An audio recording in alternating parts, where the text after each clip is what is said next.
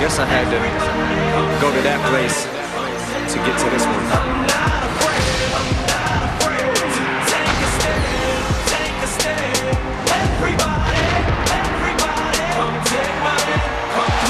Detroit and a home run by Johnny Peralta.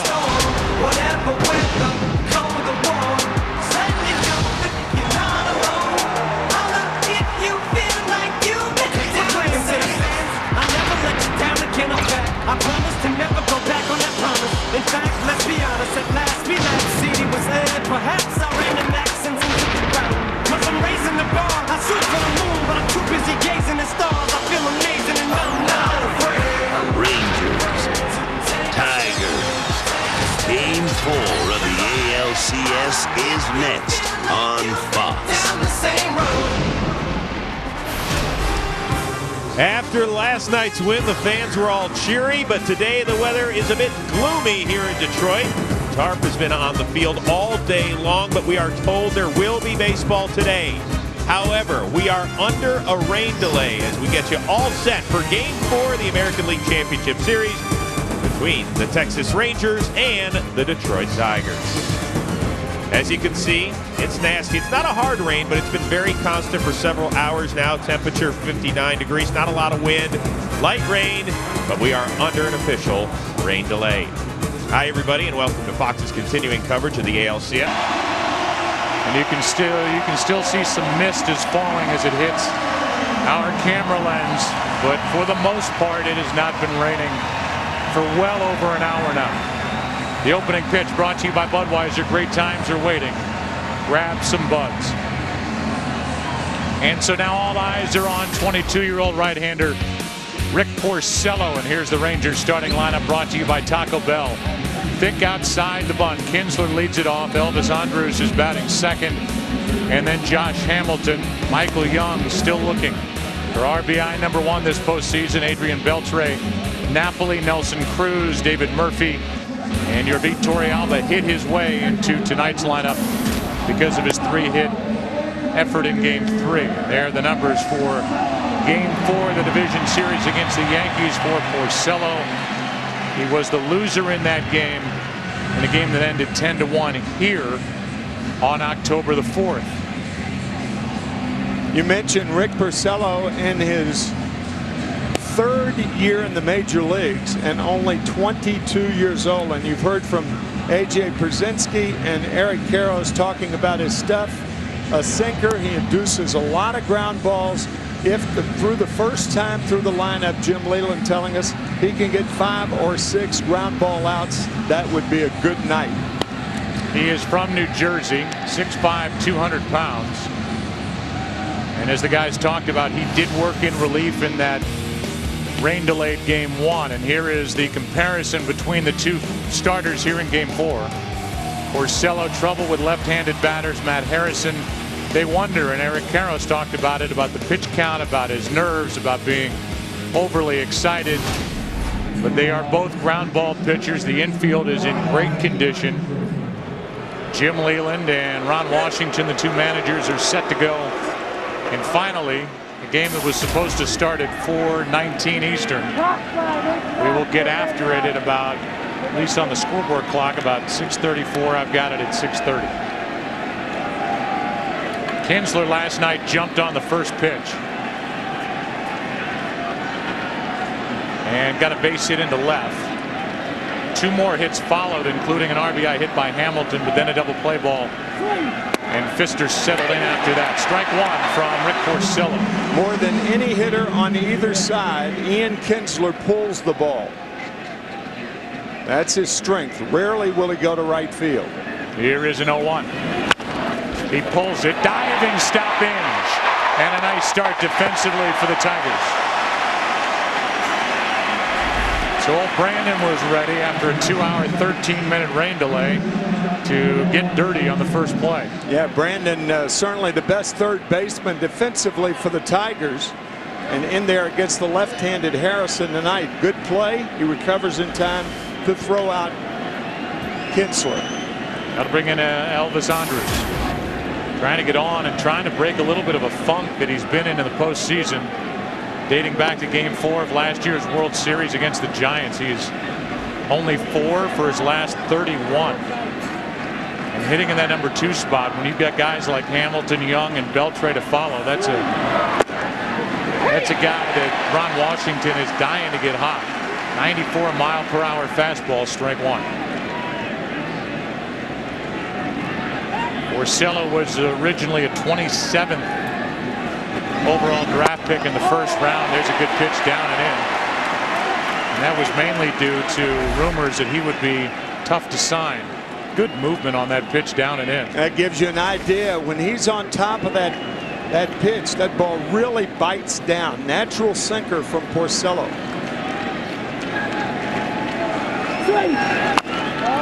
Jam shot is fouled. Rick in Game 1 went 2 innings, struck out 1. And when he took over, he had to deal with the heart of the Rangers lineup, which after talking to him yesterday, he said gives him a little bit of a leg up, since he's already faced the big bats in this group once in this series.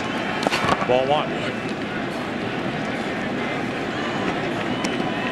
There are their faces. Colbreth behind the plate. Jeff Nelson, Tom Hallion. Crew chief has worked his way from home plate all the way around to third base. Vanover and Jim Wolf, who worked the plate last night, is banished into right field. 2 out and a strikeout for Porcello. And here's a look at the defense for the Tigers. Delman Young does get the start, but he cannot throw at all. Jackson in center, Rayburn in right. You know about Inge, Peralta, Santiago, Cabrera with Avila catching Porcello. And a good start for Porcello, and now it's Josh Hamilton.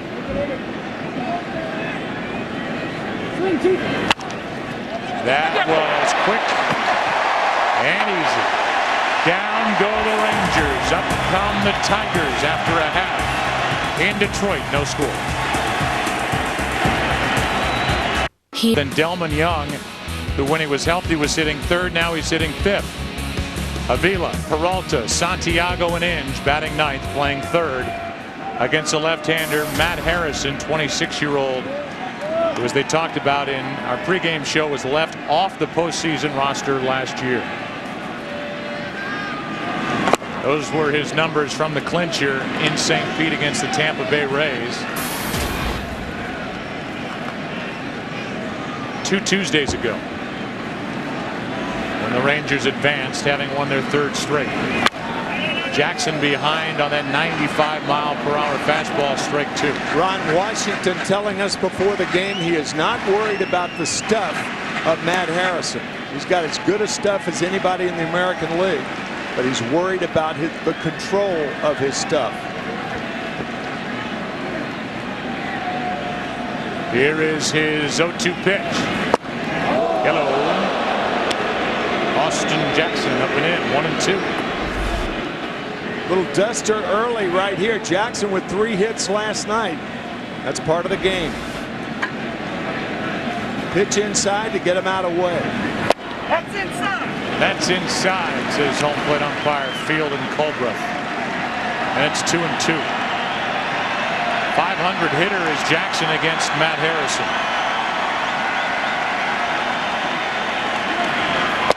That's outside, full count.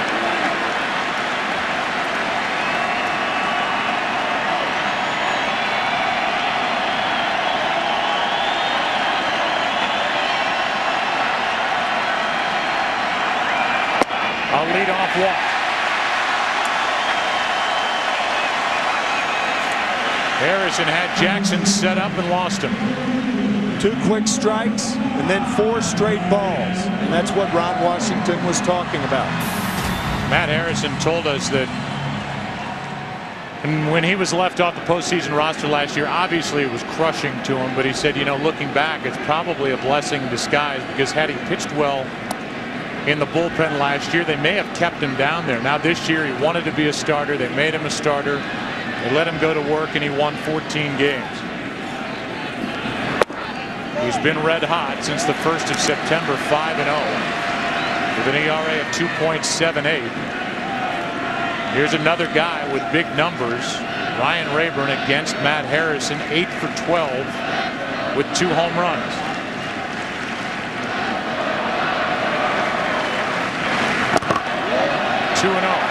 After the 2 strikes to Jackson, 6 straight balls out of the strike zone. There are those numbers since the 1st of September after they slowed Harrison down and gave him a chance to skip a start.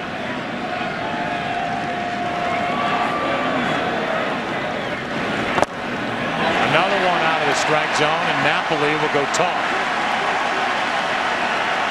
Not much to say other than calm down and throw strikes. Let's take a look at the defense behind Matt Harrison. David Murphy in left. Hamilton in center. Nelson Cruz in right.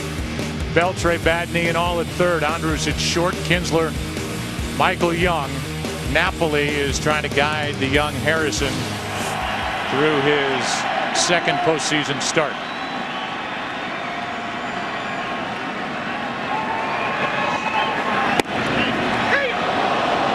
Pitch, strike 1.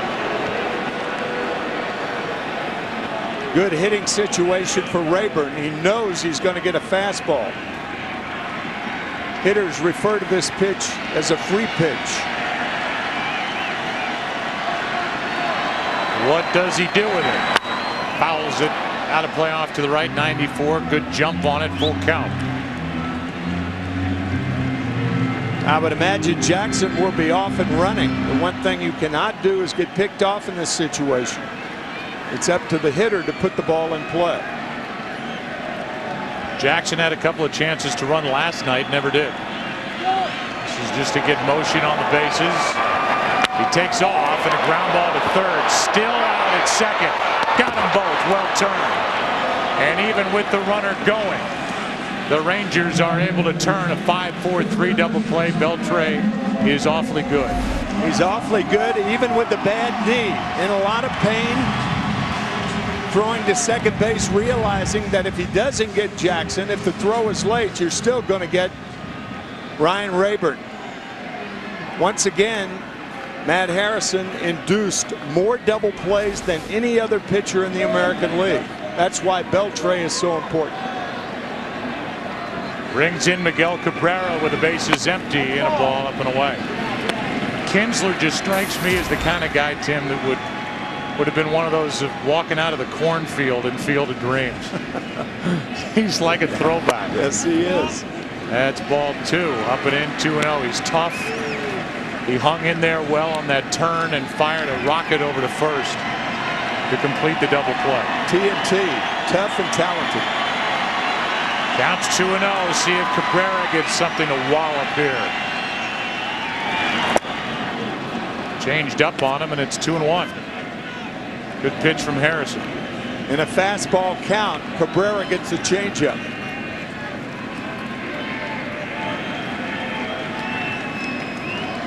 The 2-1. You don't need me. You can hear Field and Culbreth. It's 3-1.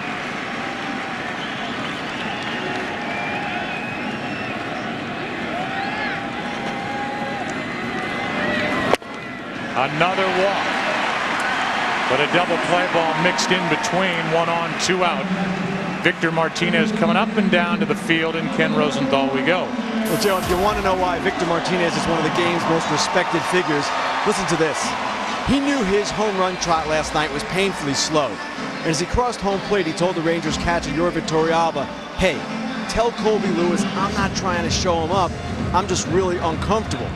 Torrealba said, "Don't worry about it." And later he told me he knew that Martinez was in pain. He knew that he wasn't showboating. Torrealba said, "I know this guy.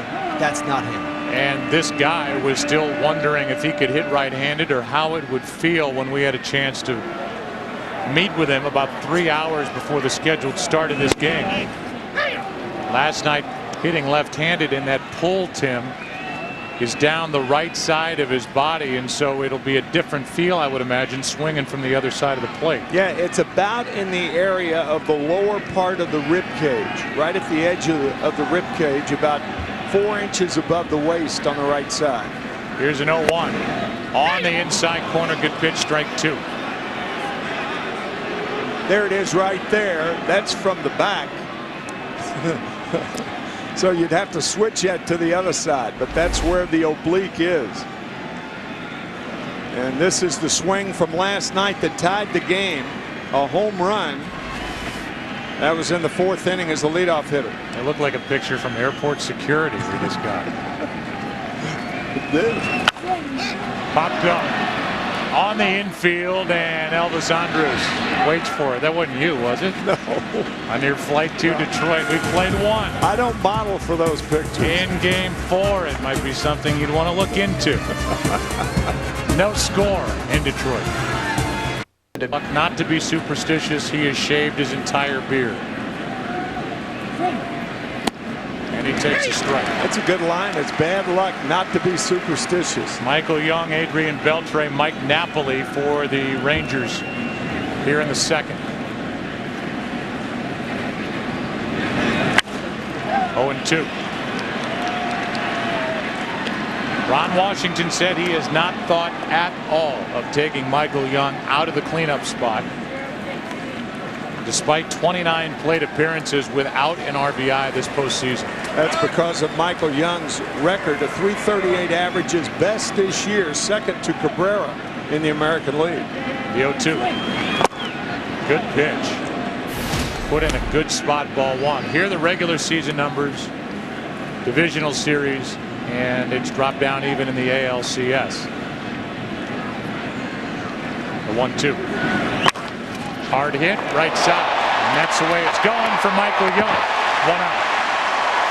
What a play by Santiago to his left. Jim Leland has told us that if Santiago could run, he'd be a regular second baseman for someone. He reminds me of Placido Polanco. He almost looks like him. Of course, he's a switch hitter and not quite the hitter Polanco is. Polanco used to play second base for these Tigers. But you like him and you think he's a good player? He is a very good player that could be a regular player if he ran better. 1 out, nobody on. Strike 1 on Adrian Beltre. The Tigers had basically an open competition at second base during spring training. Talked about Sizemore not winning it. Will Rhymes actually did. He was there on opening day at Yankee Stadium, but he didn't hit enough. Santiago, for the most part, throughout the postseason, counts 0-2 on Beltre. Big numbers for Adrian since the 1st of September when he came back off the hamstring injury. First year of a 5-year deal, and the Rangers got all they wanted. Backing out of play. Our cashback players to watch. Chase Freedom cashback players to watch. Adrian Beltre with that left knee. We've already seen Victor Martinez hit and pop up. Get your change, get your cash back with Chase Freedom. That's foul. This guy's a tough out. We saw that last night when he was on top of the plate, fouling balls off his shin, his knee, his thigh. He is fearless, and it's tough to get it by him. Jim Leland telling us there's a lot of talk, and everybody knows how tough football players have to be. You play a 162-game schedule almost every day. And these guys in the postseason, they are tough, and Martinez and Beltre and Delvin Young are proving that being in the lineup tonight. Here's what he went through in game 3 last night. That was awful. Right off his left knee. That's what it did to him. But he continued, played throughout. Checked his swing on a pitch in the dirt. Did not go, and it's 2-2. That was a lot closer than it looked. It looked to me like when the ball hit the dirt, there was that little wave of the hand. It was very close, I thought.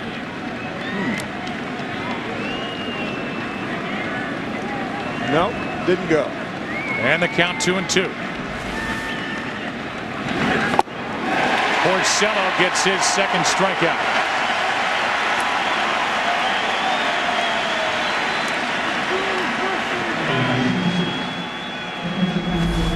Five hitters for the Rangers thus far. They have not gotten a ball out of the infield. Jim Leland's got to be very happy with Porcello through the first 5. Say again what Eric Karros said during the pregame and what you echoed after you heard it about the importance of tonight's game.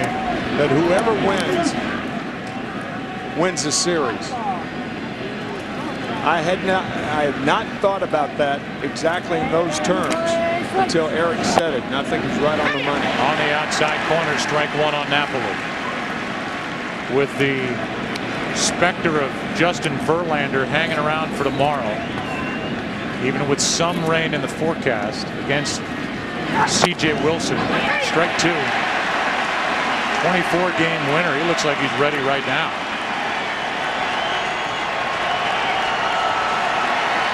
What a weapon the Tigers have for Game 5.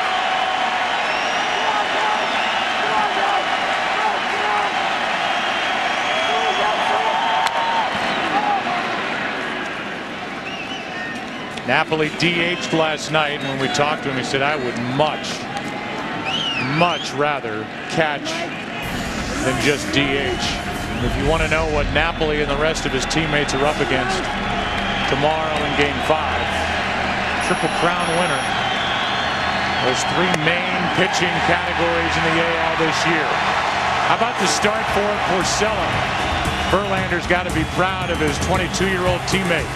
They go to the bottom of the 2nd in Detroit. No score.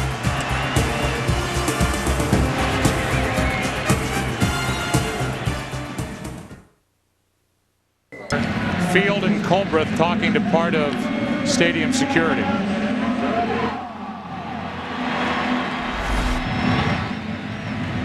You see that yellow coat? Yeah. Brandon Inge said that thing's right in his sight. Gotcha. And if you could get that, I think it's a guard seat anyhow. All right, thank you very much. That is not insignificant because both pitchers are ground ball pitchers, so the left side of the infield should come into play. And they took it down. Good move. With 1 out, nobody on, here's Avila, who is 4 for 4 in his career against Harrison. He's the lone lefty in this lineup, but he has handled Matt Harrison. 4 hits and 4 trips. He hasn't handled really anybody so far this postseason. That is ball 2. Just 2 out of 29. Battling through injury. The main injury is to his knee.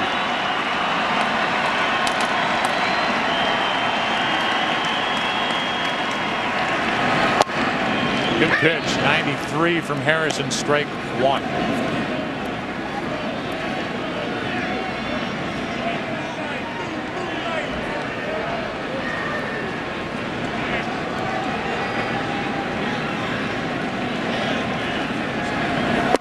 Ball 3.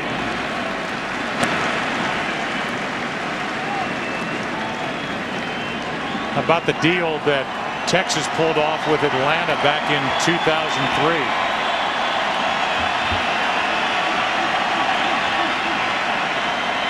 Harrison was a part of it. That's a strike, a full count. But Texas came away with Neftali Feliz, Saltalamacchia, for Saltalamacchia. That trade was July 31st, 2007. Originally drafted 03 by Atlanta was Harrison, and he comes back to get Avila. A pitch off the hands, bad throw, but out. Throw pulled Michael Young up off the bag, but the tag got him. 2 away.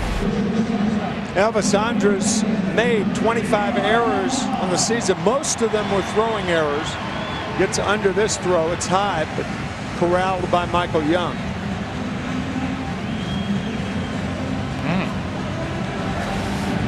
A little closer than it first looked, and with 2 out, nobody on, it will be Johnny Peralta, who homered last night.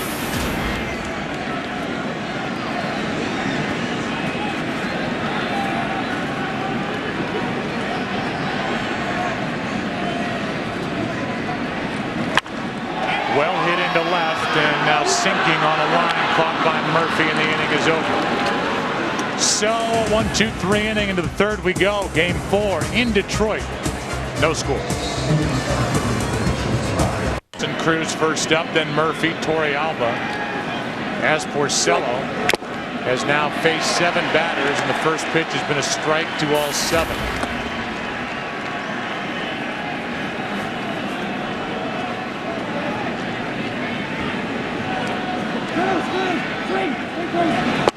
On the outside corner, strike 2.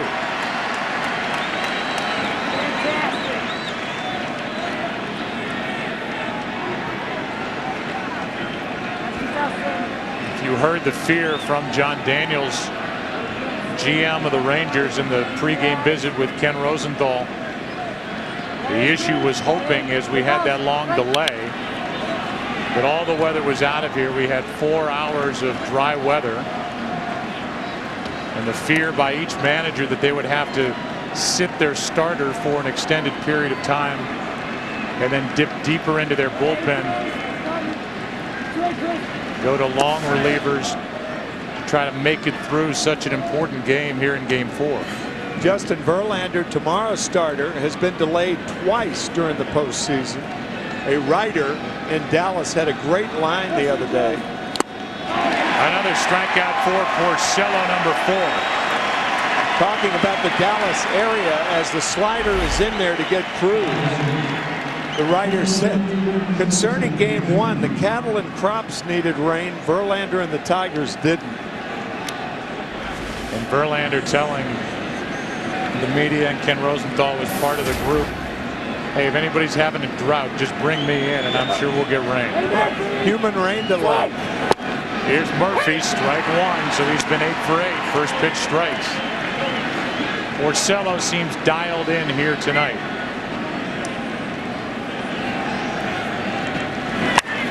He's got electric stuff. Combine that with good control and he can be tough to beat. He did win 14 games this season, 31 starts.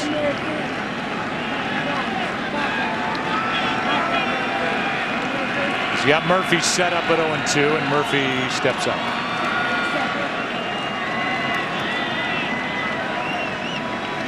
Lightens up a little bit, the rain.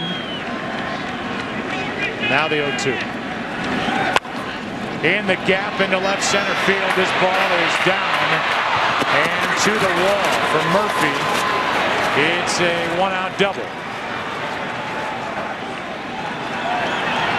And that's the first base runner of the night for Texas.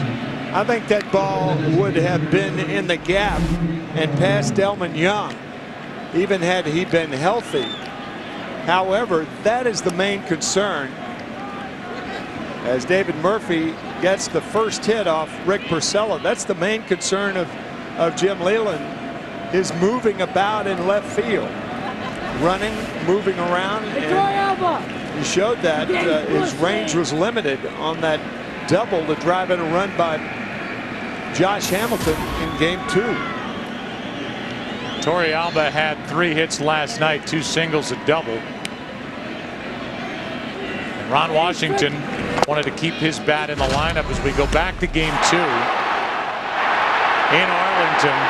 And this is all Delman Young could do to throw it, just flip it from the outfield. So any base hit to left scores David Murphy here easily.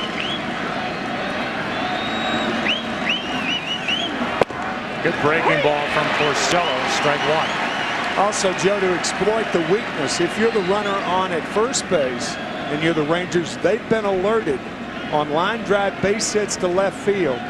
Don't just stop at second. Round the bag, because there's no chance for Young to be throwing behind you. That's foul, strike 2. Particularly with none or 1 out. We did hear from Ken Rosenthal that the throwing is a little better from Delman Young, but he is far from right. Not Rosenthal, but Delman Young.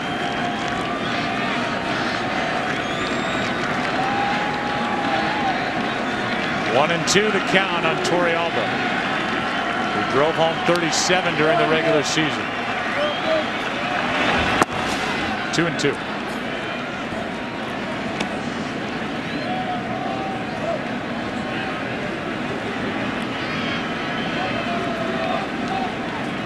Rain now has all but stopped.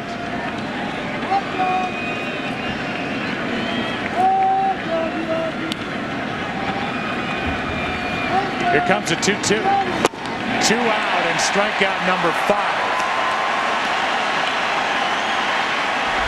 Porcello once again going to the slider to get Torrealba.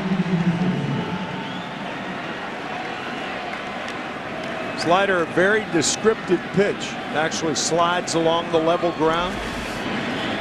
Torrealba, and that's the biggest surprise. 5 strikeouts already. All swinging strikes. And now Kinsler. Ian last night had 2 hits, an RBI, a run scored, was hit by a pitch. Strike 1 and at the knees. I think Porcello's made 1 bad pitch, and David Murphy jumped on it on that double into left center. That high breaking ball, it didn't do anything, and that's how good these hitters are. They can pitch like that and they don't miss it. Nice play by Avila.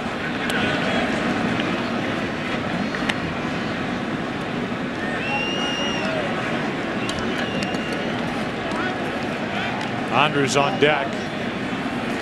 4 out of 25 this postseason.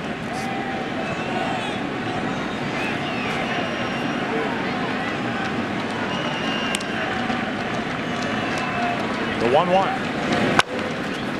Strike 2. Kinsler meanwhile has 5 RBIs this postseason.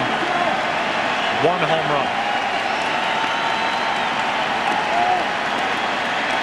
That was a home run in the clincher against Tampa Bay. And the same game that Adrian Beltre hit 3 home runs in.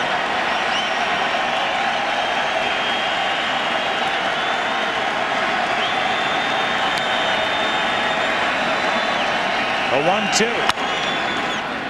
Peralta gets a high hop. Gets the out. Another ground out. Good start for Porcello. Back to the hill. Harrison. Bottom of the 3rd, no score.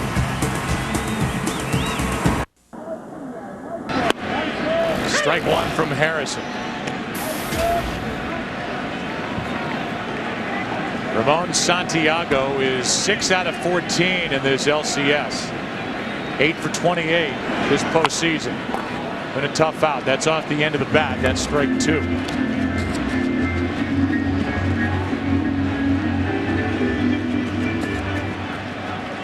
Santiago, Brandon Inge, and Austin Jackson for the Tigers. Down 2 games to 1. Hard hit right at Kinsler. A little shuffle to his right, 1 out.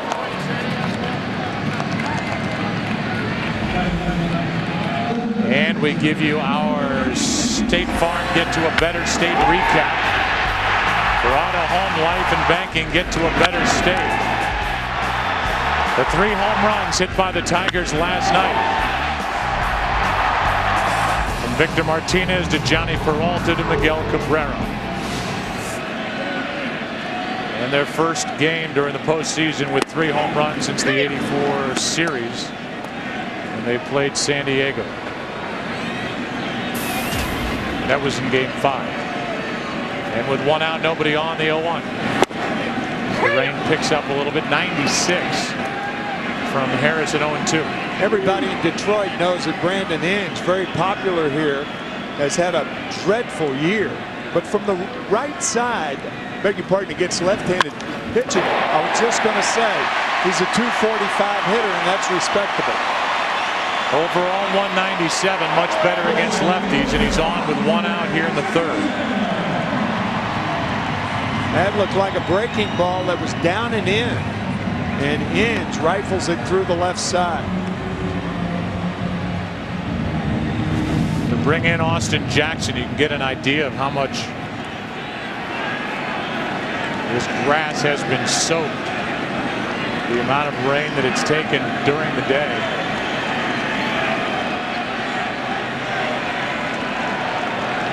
That ball skipped to the left fielder, David Murphy. Ball 1 to Austin Jackson, who walked his first time up. Yeah, Joe, that's a point, because I don't think anything's going to be routine on the infield. That infield is very wet right now. That ball is going to be slick when the fielders field it.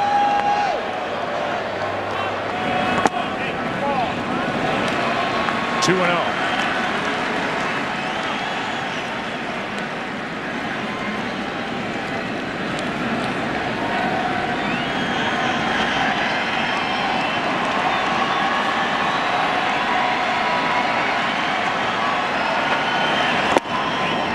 Two and 1. Jackson laid off that pitch that caught the strike zone in the upper part. On deck, it's Rayburn, who bounced into a 5-4-3 double play his first time up.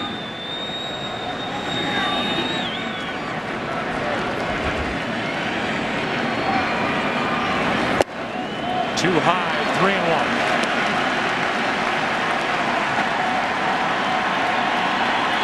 Jackson popped 10 home runs during the regular season.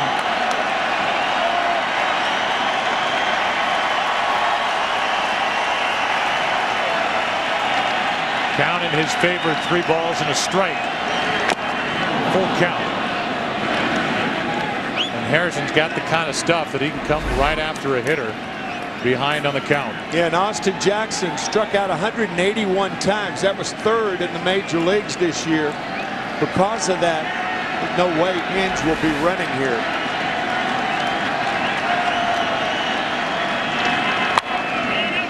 Pretty good swing and still a full count.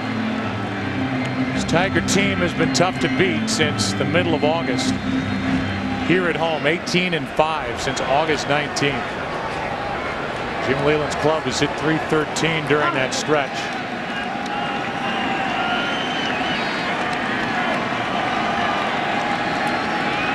Another 3-2. Another foul ball. Whether it's been here or at Tiger Stadium, since Game 5 of the '68 World Series against the Cardinals, the Tigers are 15 and 5 at home during the postseason. There are those numbers since the 19th of August.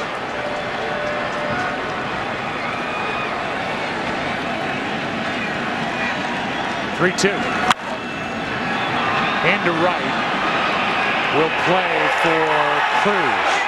It's a fair ball, 2 out. So Cruz makes the play, and the inning will now come down to Ryan Rayburn, who since just after the 4th of July is hit .379 against left-handed pitching, 5 of his 14 home runs. One of the big hits in this series off the left-hander Derek Holland in Game 2, a 3-run shot with 2 strikes on it.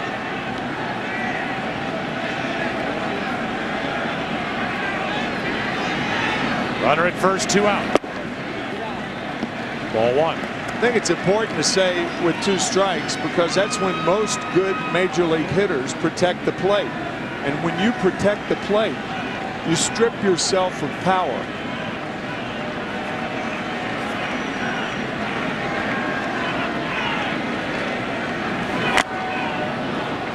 .97. That's as hard as Harrison's thrown the first 2+ innings. 1 ball, 1 strike.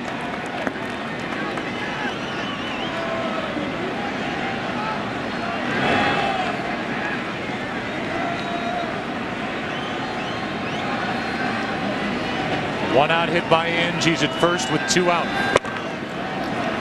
He is bringing it now. Harrison, that's strike 2. Good fastball from Matt Harrison from Durham, North Carolina, 26 years old. Just great stuff.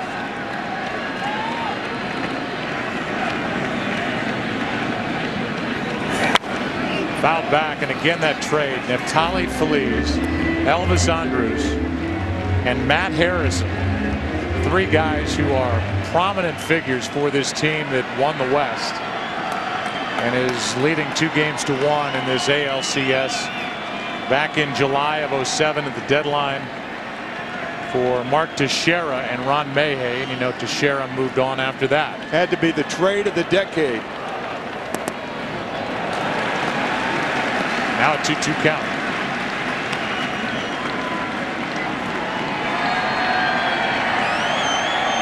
looks like a dry cleaning convention. Owen Ryan all bundled up. Chilly and wet. 2-2 pitch. Hard hit, base hit. Inge will stop at second, 2 on with Miguel Cabrera coming up.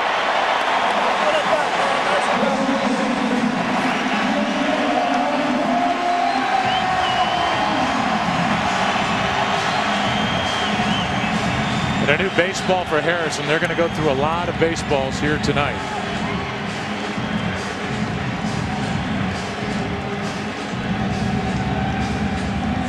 A meeting on the mound. As you look at the faces and the names in that deal back in '07. At the deadline, Teixeira went to Atlanta with a lefty, Ron Mayhay, and here are 3 major components that the Rangers organization picked up in that deal.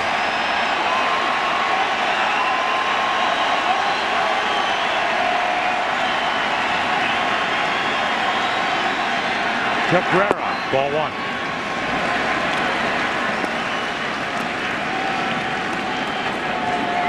Cabrera last night driving in a run with a double down the right field line, and then he homered toward the left field line in his next at bat.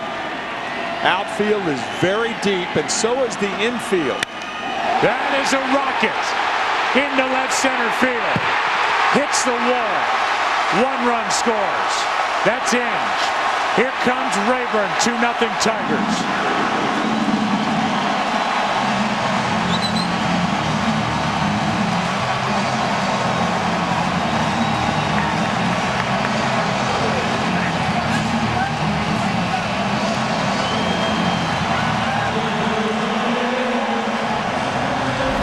What a hitter. Looked like a cut fastball in on the hands, and Cabrera so quick.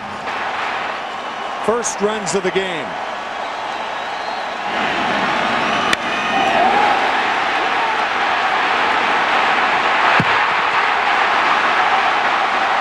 .96-mile-an-hour fastball. And Cabrera, the big man in this lineup, turned it around. Now Victor Martinez takes the ball. The big guy delivers. Led the league in hitting. 30 homers, 106 RBIs. And he was protected all year by the guy at the plate, who has his own RBI chance.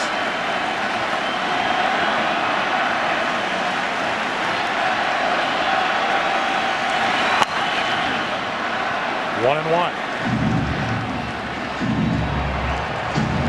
So Porcello has a lead. And in the 4th, he will deal with the big bats. After Andrus with Hamilton and Young, anybody gets on Beltre. And Ron Washington is working over that gun.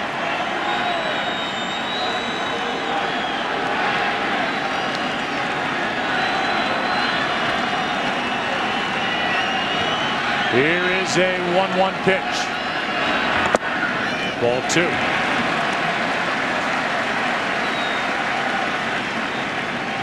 I think you stay away from the slow stuff to Martinez. Make him hit the fastball. With his injury and with his problem with his oblique.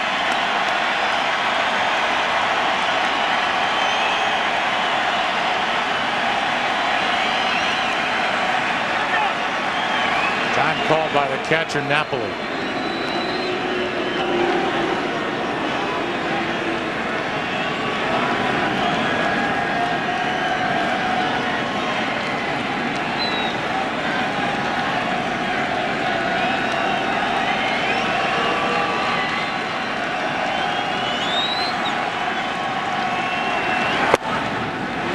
The dry cleaner that the Tigers send their uniforms to know whether a right-hander or a left-hander faced the Tigers that night because of where the pine tar stain is on the shoulder of Victor Martinez.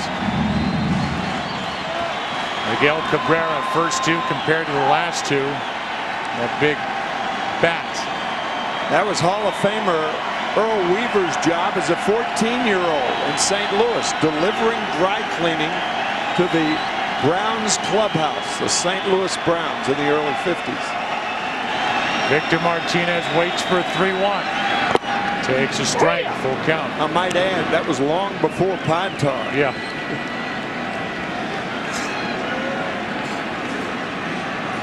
Pitch count up to 56. Perfect inning in the second. The Tigers made Harrison throw 20 in the first.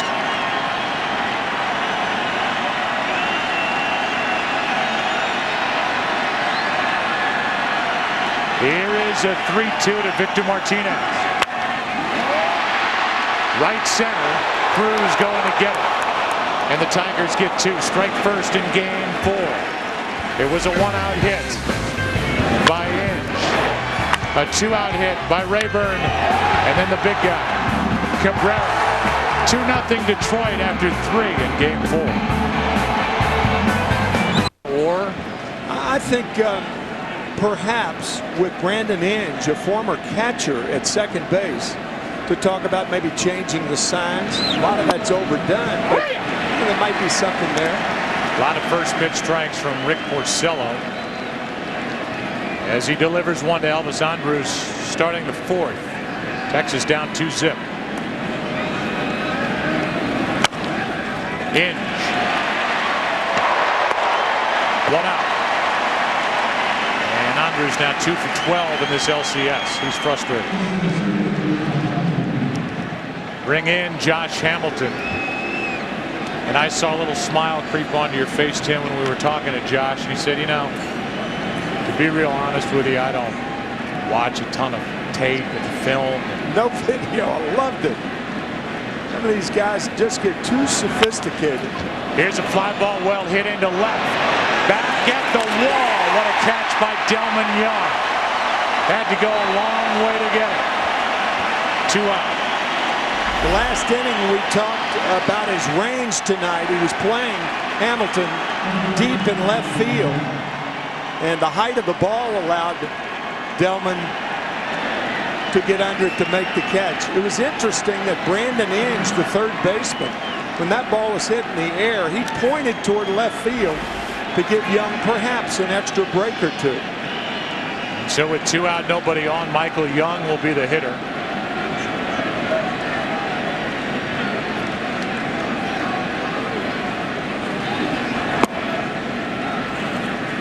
Ball 1. Young was robbed of a hit on a diving stop and play by Ramon Santiago back in the second.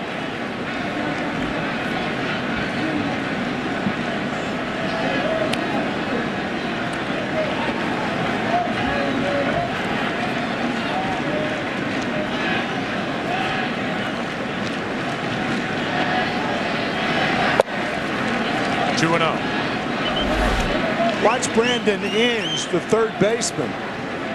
That ball is up, Delman.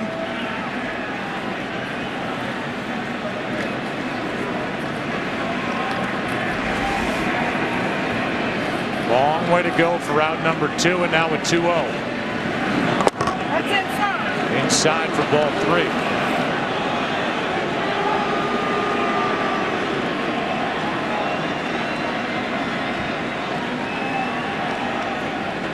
Here it comes, 3-1. Tigers trying to even this series and then hand the ball to Verlander tomorrow in an afternoon start. Full count.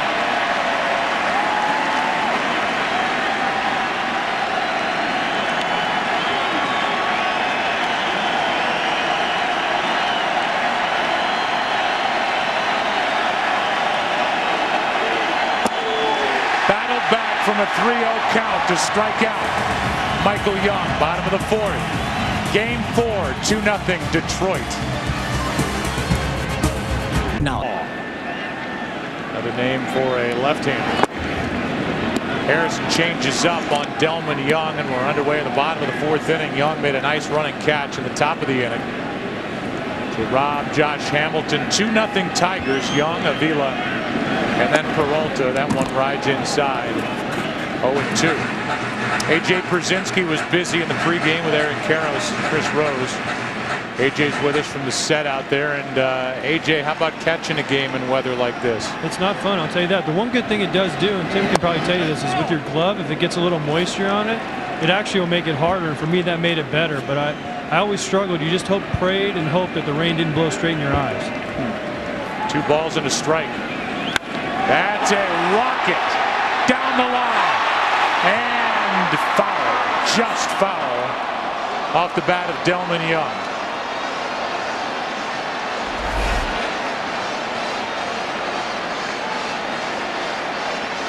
About 10 or 12 feet.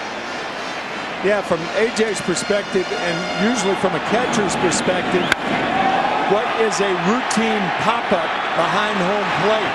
With all those drops of rain coming down, you have to choose the right one and hope it's the ball. Here is a 2-2. Good start to the inning. First strike out of the night for Harrison. You definitely don't want to look up and get a raindrop in your eye. That'd be about like Nelson Cruz when he hit that home run, getting that cup of water thrown on him. But the first thing I always try to do is I always try to turn my skull cap, the little helmet that catchers wear, and turn it around to where the bill is actually facing forward. Good idea. I wish I'd have thought that. Did you know, Tim, that AJ was such a thoughtful guy over these years when we covered them? Ozzie Guillen told me so. Yeah, he did. Told both of us that. And what did Ron Washington tell us before the game? He said, you can play for me. That's right. He said he learned that back in 2001. That's the best compliment you can get, isn't it? Yeah. We said guys couldn't stand you, but you could play for me. That's a great thing to hear from another team's manager. I know that. I love Wash. We've had a great relationship over the years. First pitch down and away to Avila. 1 out, nobody on. Hey, AJ, you've caught a lot of games in this ballpark being in the AL Central. Did you call the game any differently because of the dimensions, the big dimensions of this stadium? Absolutely. I know when I was with the Twins, before they redid the ballpark out there, you can see the left center field gap and the right center. The bullpen used to be in right field, and there was no bullpens behind the left field wall. And this place played gigantic. We had a pretty good center fielder by the name of Torrey Hunter, and he would run everything down. So we basically tried to get him to hit fly balls to center field, and we still do that when we come in here. Except the problem now, Miguel Cabrera, he can hit it over that 420 sign. 2 balls and a strike, 1 out, nobody on. Now 2-2. I'm sure you guys have talked about it, AJ, during the pregame, but how do you try to get Miguel Cabrera out? Where are the holes? How do you try to do it? You try to get him conscious inside. And the Rangers, the first couple games, I think, did a great job of that. You could see him just a tick late on a lot of pitches. And how did they do that? They kept pounding him in, pounding him in, pounding him in. And it just gives him a little bit of that fear factor. Here's a 2-2. Avila strikes out. And I'll ask you this last thing, AJ. I'm sure you can sympathize with Avila, who is banged up and now trying to figure out things at the plate after a long year behind the plate. And he just looks, he's now 2 for 31 in this postseason, and those innings can pile up on you. Absolutely. That's the hardest thing he's going through. He's fighting it mentally. He's still doing a great job behind the plate, blocking balls, working his pitchers, getting them through these innings. But offensively, and I hope Tim agrees with me on this. Defensively, you can get through it. Physically, you can get through it, but mentally is where it wears you down as a catcher. And especially when you have to go and hit after a long inning, or it's hot, and you're leading off, and you're hurrying up to get your stuff off. The umpire's rushing you up there. Next thing you know, you're in the hole 0-2 off a guy that, a lefty like Harrison, and you're in trouble. More than any other position, you get more satisfaction from a defensive standpoint as a catcher because you're working with someone else, and that's the pitcher. So if your pitcher does well, you get ancillary benefits from that, whether you're hitting or not. However, if you're not hitting and you're losing, then it's a different story.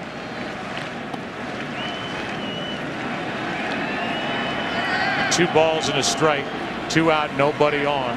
First responsibility comes to your pitching staff, and then you hit. Now we flash back. Here's AJ at the plate. And he fouled one into the mask of Avila. Look at the sparks. Wow. That came off the mask of Alex Avila. Well, I guess there's sparks between Alex Avila and I don't know what else to say on that one. Here's a 2-out walk. And that's the third walk handed out by Harrison. You want that to be your final word of the game, AJ? No, probably not. But I'll tell you what. I'd love to get a snapshot of the ball hitting his mask and making the sparks go, because that's one of the coolest things I've ever seen. It was all Benoit. I remember the game. I ended up grounding out, I think, to end the at-bat. But Alex and I talked about it and laughed about it, and I'm just as happy he didn't catch his hair on fire. Here's a ground ball foul outside third. Well, as a parting gift, whenever the postseason is over, we'll get a still shot of this and have it framed up for you, AJ, okay? Oh, that'd be great. The only thing is Rose said most hitters would have hit that over the right field wall, so apparently I did something wrong on that swing. Just like Chris used to do. Exactly. Just like I used to do. Thanks, AJ. Thanks, guys. All right, 1 on, 2 out, 0-1 the count.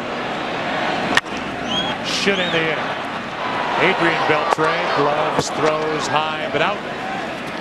Tigers have left 3. We've played 4. Good game. 2-0 Detroit, down 2-1.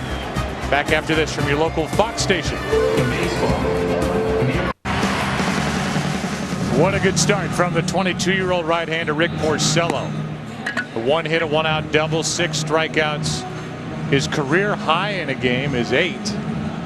So he is on his way toward that, and Adrian Beltre is his first opponent here in the 5th. 2-0 Tigers, down 2-1. The day game tomorrow in a matchup of the Game 1 starters. And as it rained in Arlington that night, we are scheduled for some rain tomorrow afternoon when Justin Verlander and C.J. Wilson hook up at 4:19. And there's the matchup. And their numbers from Game 1.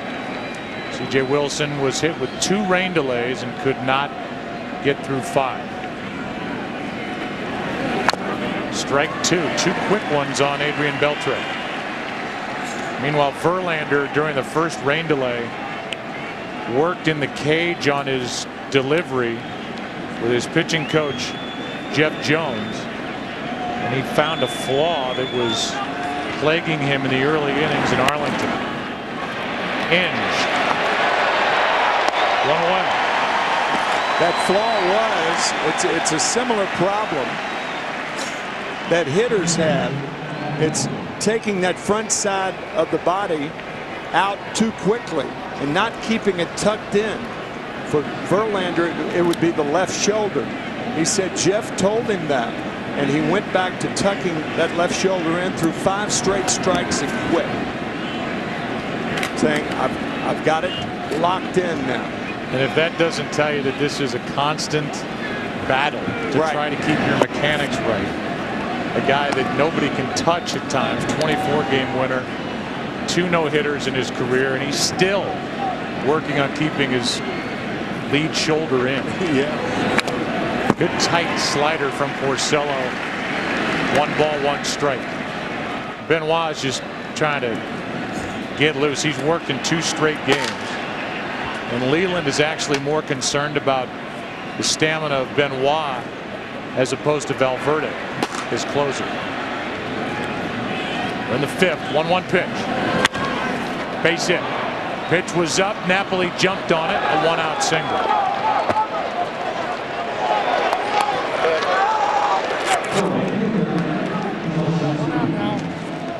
And just one more note as Nelson Cruz walks to the plate about Verlander.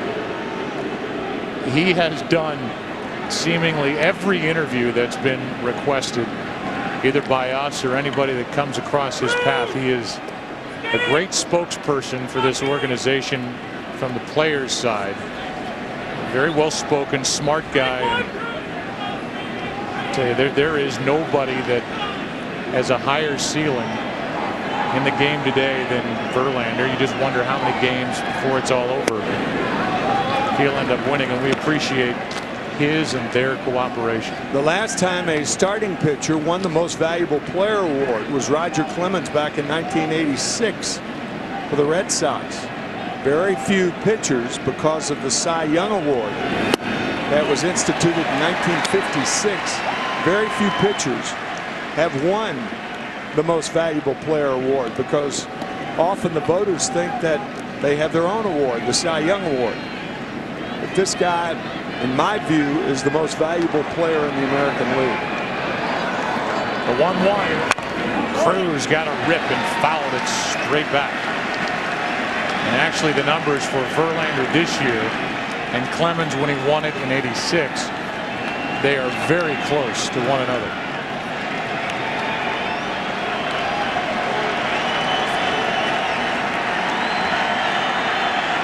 And there they are.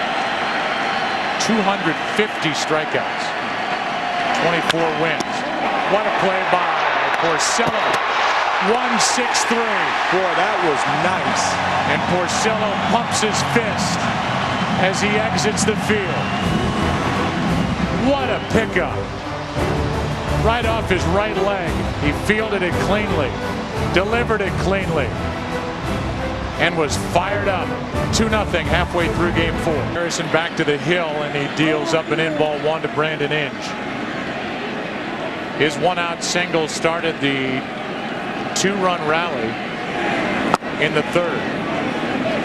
It's followed later by a 2-out hit by Rayburn and a 2-out 2-run double by Miguel Cabrera. The 1-1. We're going to go back to that double play turned by Porcello and Peralta. It was a very interesting double play, not only the pick by Porcello, but the movement of the middle infielders. 2-2 on Inge.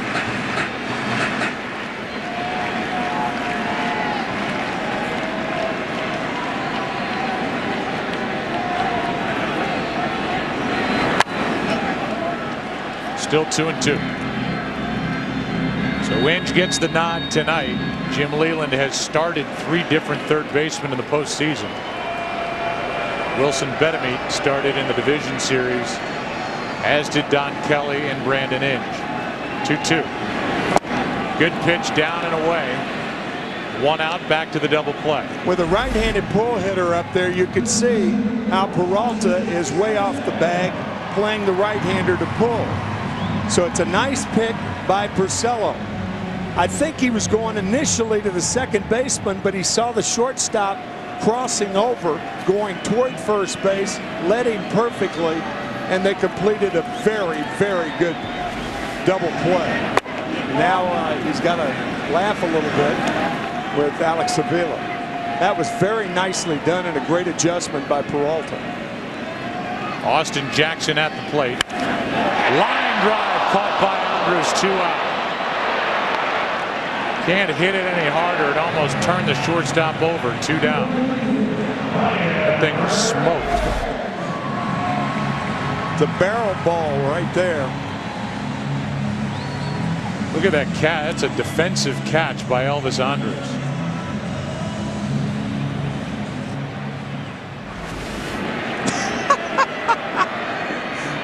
Hurt, didn't it, Elvis? These guys, I tell you, these Rangers have a lot of fun. Oh, they do. And when you talk to them, to a man, the young guys, the old guys, they say playing for Ron Washington, they've all grown together since Washington first came in. They get on each other, they give each other trouble, they laugh. Oh, that's a great shot. They have a fun time playing this game. Here's the 0-1.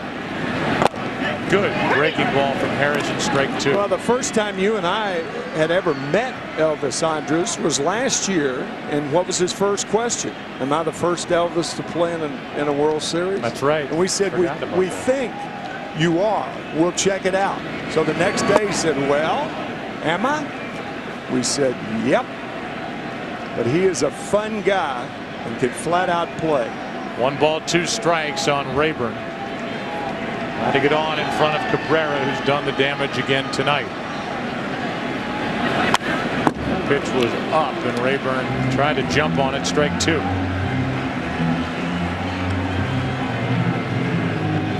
It's been raining all day and almost throughout this game, as Harrison tries to get through the 5th.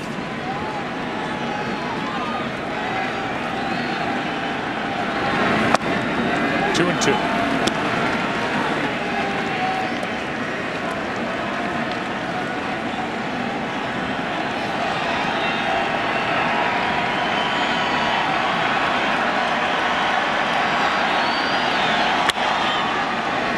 Saw Rick Porcello in the dugout. He has only allowed 2 hits. Matt Harrison, the guy on the mound's allowed only 3. The problem is they all came in the same inning. And the last one of them was a double by Cabrera.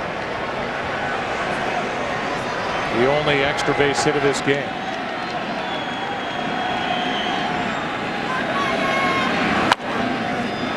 That's a foul ball, which allows us to tell you that due to today's rain delay, rather than being seen tonight, the X Factor will be seen tomorrow night on Fox. The X Factor is all new as the contestants learn who their mentors are when they travel to the judges' homes. All new 2-hour The X Factor tomorrow at 8 Eastern, 7 Central here on Fox. That's over below, full count.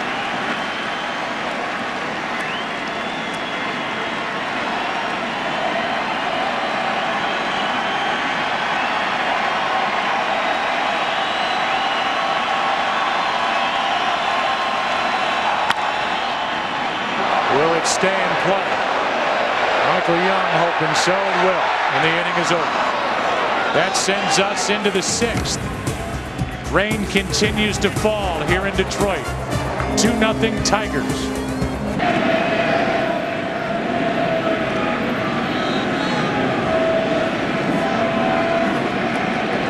Murphy doubled his first time up. 1-1.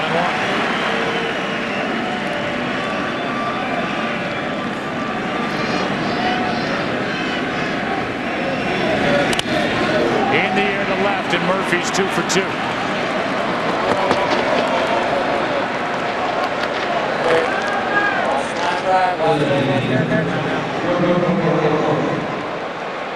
So the leadoff man is on, and the number 9 man, your Vitor Alba, walks in.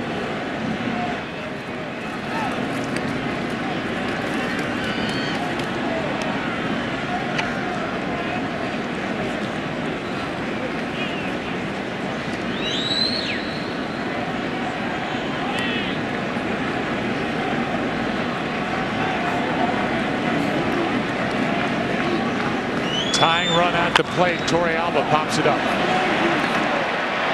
Out goes Santiago. He has it 1 out. And now back to the top of the order, and Ian Kinsler. There's the night for Kinsler. He's grounded to third, grounded to short. Great news from California. Brian Stowe, a firefighter who was beaten at Dodger Stadium at the beginning of the season, was released from the hospital, and he was put in a rehab facility, so he's making progress. And that's wonderful. That story gets better and better. Real awful situation. There's a shot down the line off the bat of Kinsler. Murphy will dig for third and come to the plate. Delman Young had trouble in the corner, and it's 2-1.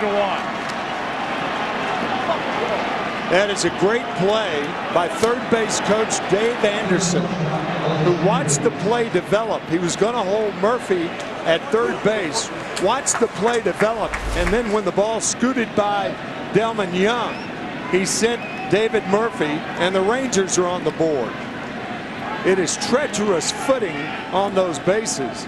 So David Murphy had to go around the bases gingerly, and Dave Anderson waited until he saw the play completed, and once that ball got by Young, he sent David Murphy to score the first run. That's over, but low ball 1. Here's the shot between Inge and the line. There's Dave Anderson waiting and now waving.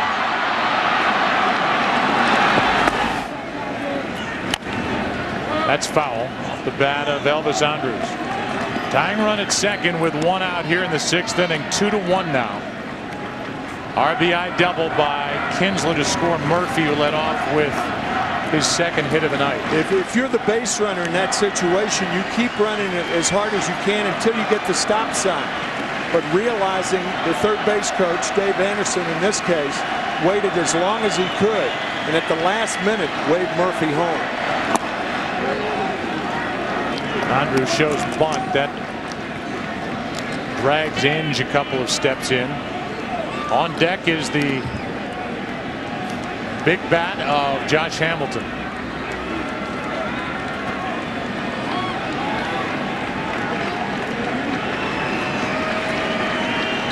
Now it's the Rangers that can't find a hit with runners in scoring position as the count goes to 3-1.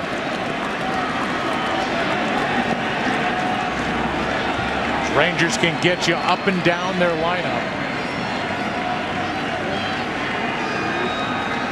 Key situation right here with the count 3-1 to Andrus. Kinsler trying to steal third. Throw down, not in time. On strike 2 at the plate, aggressive is Kinsler, and he just made it. How about Elvis Andrus with the wherewithal to give a fake bunt, put the bat right in the eyes of the catcher Alex Avila. Avila made a very nice play. But what that does, it obscures the view of the catcher when a hitter waves that bat, and that hand was just in there. But it's a time to try to steal third with 1 out.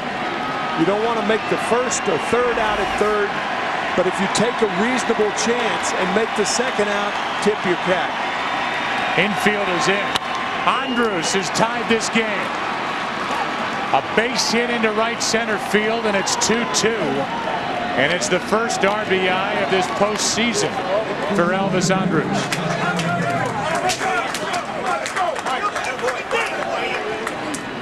That, by the way, the first stolen base for the Rangers since Game 3 of the division series. And you can almost credit Kinsler with bringing the infield in. I think the ball would have been a base hit for Andrus anyway. But with that infield in, it was clearly a base hit in the right center to tie the game. So with Josh Hamilton coming up, a visit to the mound from the pitching coach Jeff Jones. And it's 2-2 here in the top of the 6th. So the young Rick Porcello, 22, will now try to keep it 2-2 before the heart of his order. Cabrera, Victor Martinez, and Delman Young come to the plate in the bottom of the inning. Daniel Slareth is the left-hander, and Al Albuquerque is the right-hander, getting loose for the Tigers in their pen. But now it's Hamilton against Porcello, and a check on Elvis Andrus, who stole 37 during the regular season, does not have one this postseason. Keep in mind, Josh Hamilton swung at more first pitches than any major leaguer this year. Ball 1.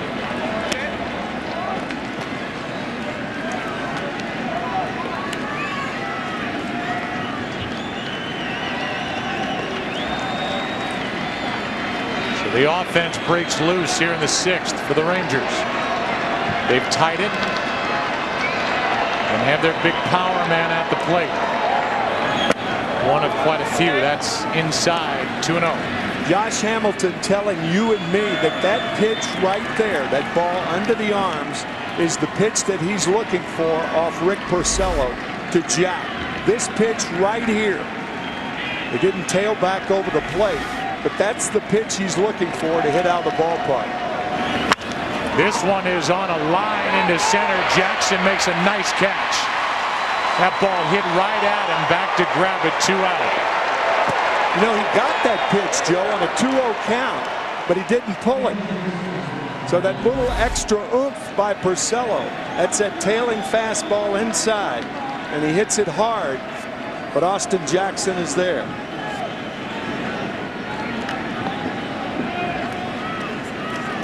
Hit that one-handed for out number 2.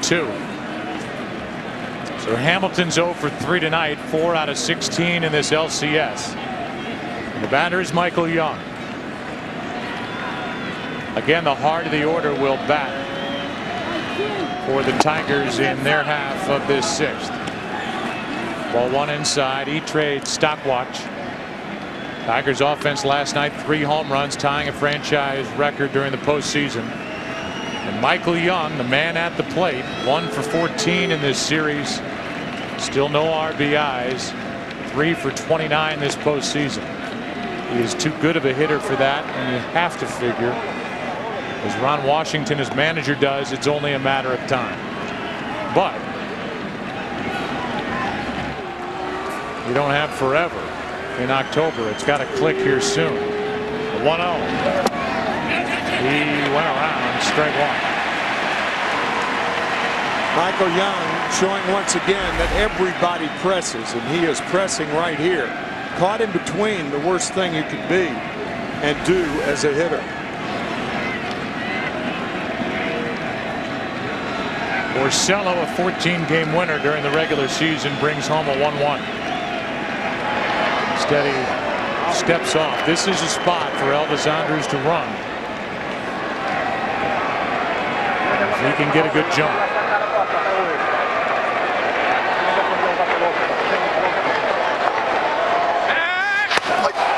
Looks like he might have been leaning, and he's able to get back.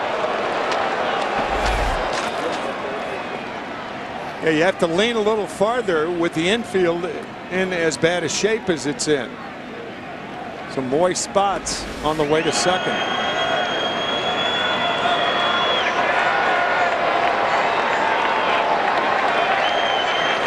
A little bigger lead, and again close. And now Elvis going to dig around in that area where he's taking his lead.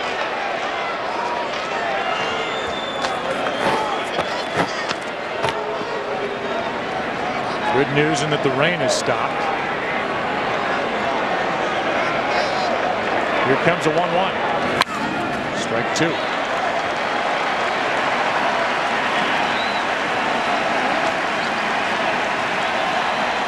Beltre on deck.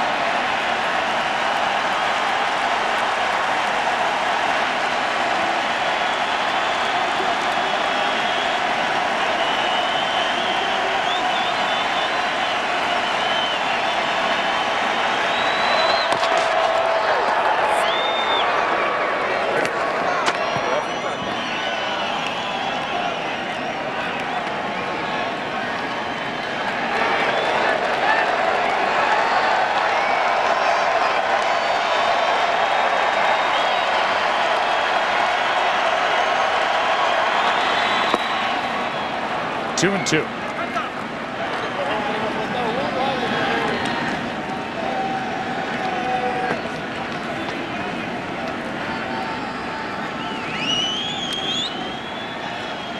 Program alert for you. If you're tuning in for the X Factor, you will get 2 hours tomorrow night. 8 Eastern, 7 Central. 1 on, 2 out, 2 runs home. Rangers have tied it. And Porcello steps off. That's called from the dugout. Leland to Avila. Avila out to Porcello.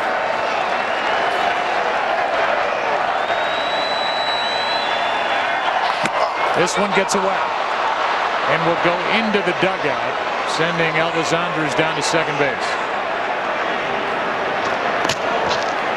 Gene Mott was a great manager, and he used to tell base runners, give the pitcher something else to think about other than the hitter. Well, Elvis Andrus did that, draws a ball in the dirt, and is on second anyway. So he didn't have to steal second base.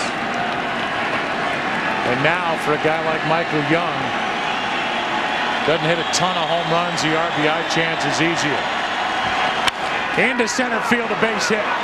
Austin Jackson will come up throwing. At the plate, safe. Rangers lead down to second. Young, who has his first RBI of the postseason.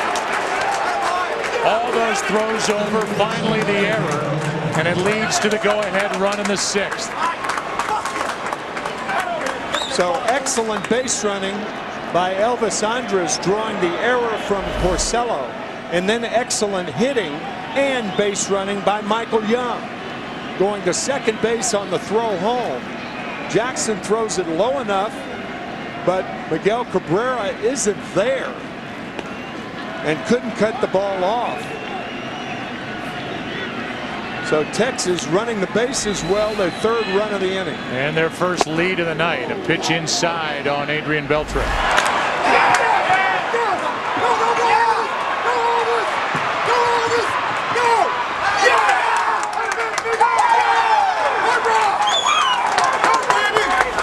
At first, yeah, was for the slide in home. The second, yeah, was the slide in second. They count 1-0 on Beltre. Porcello starting to lose his good control. He's been so good all night with first pitch strikes. Here is Ron Washington. We just heard him in the dugout about how excited he gets.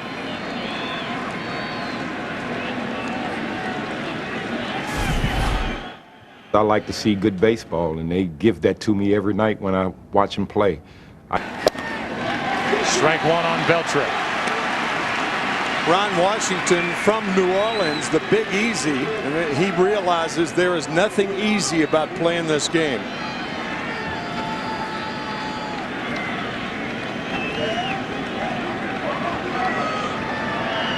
And see in the background, Ogando starting to get loose. Inge makes the stop and the throw, but 3 runs in the 6th for the Texas Rangers, finally breaking through.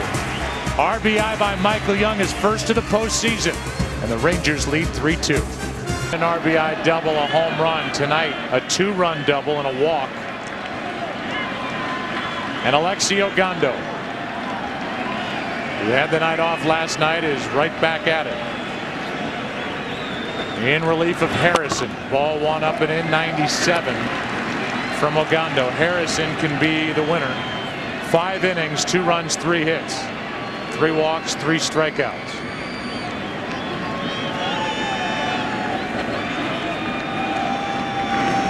Two and 0.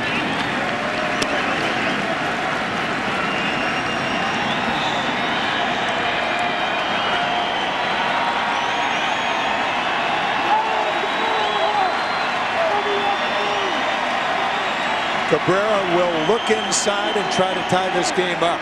If he gets a strike inside, he'll leave his feet. 96 out over the plate, and he took a rip.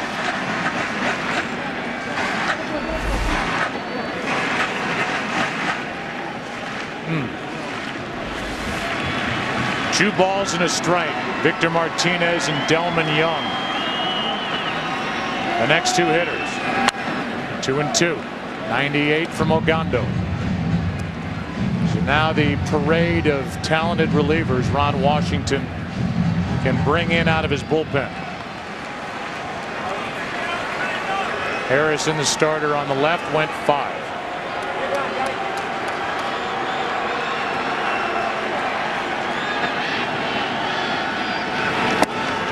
Full count.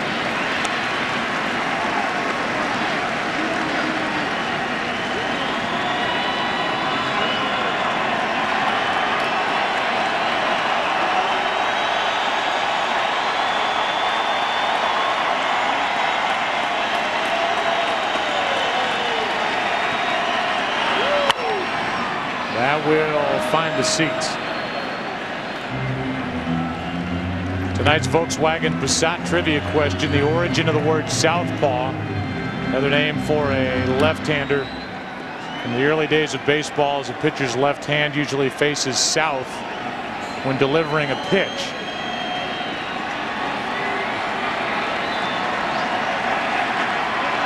The 3-2 is down and away, a leadoff walk. And the 4th walk handed to the Tigers in this game. Ogando comes out of the pen and walks Cabrera. Ogando threw 6 fastballs to get to that 3-2 count. And then Cabrera 5 fastballs, and then he fouled one off. Then he tried to go to the slider and missed down. Mike Gonzalez, a left-hander with his coat on. Neftali Feliz just starting to try to get the blood flowing a little bit on a cool, wet night.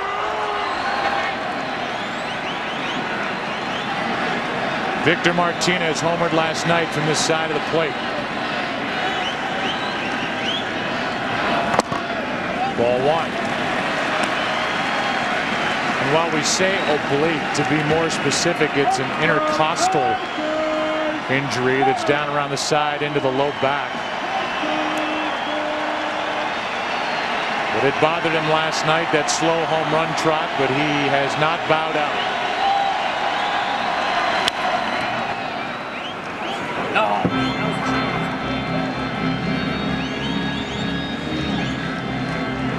This is during pregame. And Victor Martinez reaches under the back of Nelson Cruz to show him where the pain is. Well, a couple of things. On a swing and a miss, that's when I would suspect that it will hurt him the most. When he makes contact, I don't think so.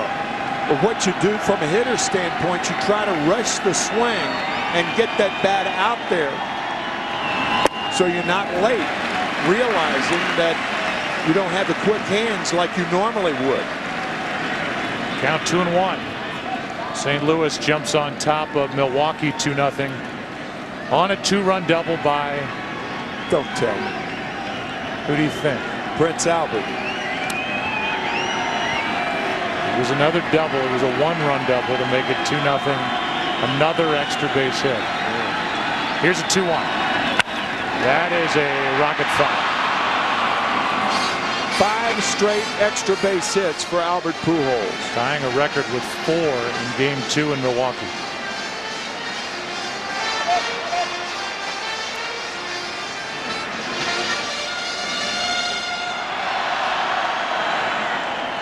Tying run at first, nobody out. Victor Martinez up, Delman Young on deck. Detroit trails for the first time in Game 4.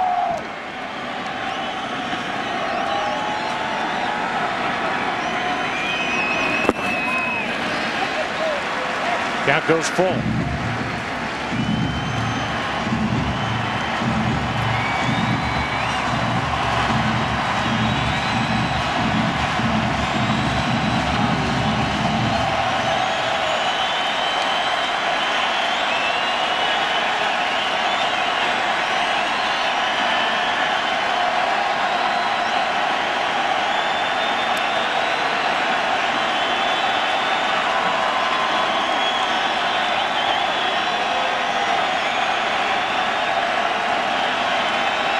Runner goes on a fly ball into right center field. That will be handled.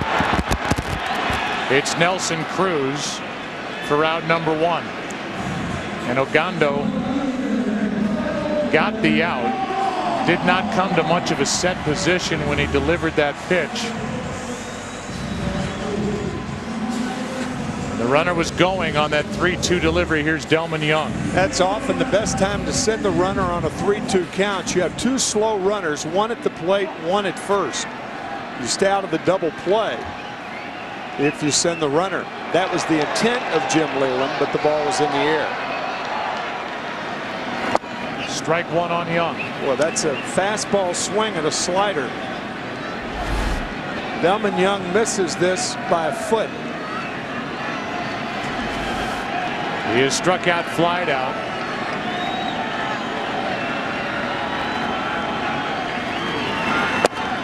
In the hole in a blink, 0-2.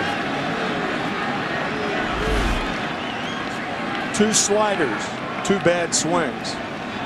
He has yet to see that 97-98 out of the hand of Ogando.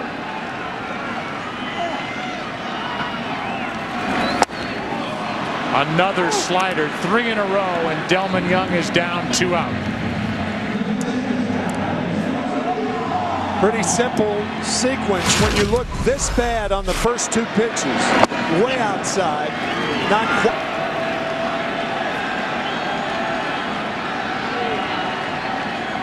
Tying run at first, 2 out now, and Avila takes ball 1 outside. Alex is struck out, grounded out. 1 for 15. in this ALCS.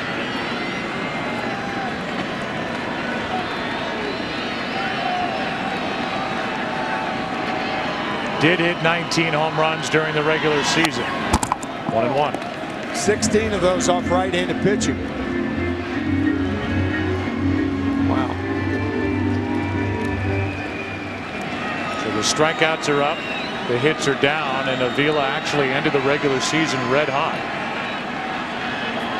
Very good the last couple of months, but the postseason, it's all caught up to him. One swing of the bat, however, if you center it properly, makes everybody in Detroit forget about it.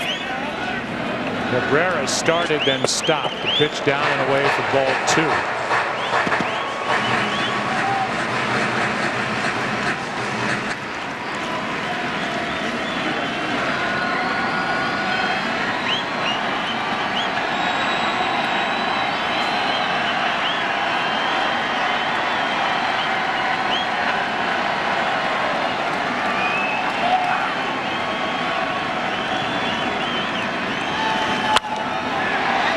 Easy in the air to Murphy and left. And now the Tigers have left 4. We go to the 7th inning of game 4. 3-2 Rangers. 2-hour 13-minute rain delay before the start of this one. Miguel Cabrera with a 2-out 2-run double. Texas just came up with 3 runs in their half of the 6th. They lead it 3-2 into the 7th. And Rick Porcello, who committed a throwing error on a pickoff throw at first, was followed by a 2-out RBI single by Michael Young last inning. That broke the tie. Now he's on the short end with Al Albert.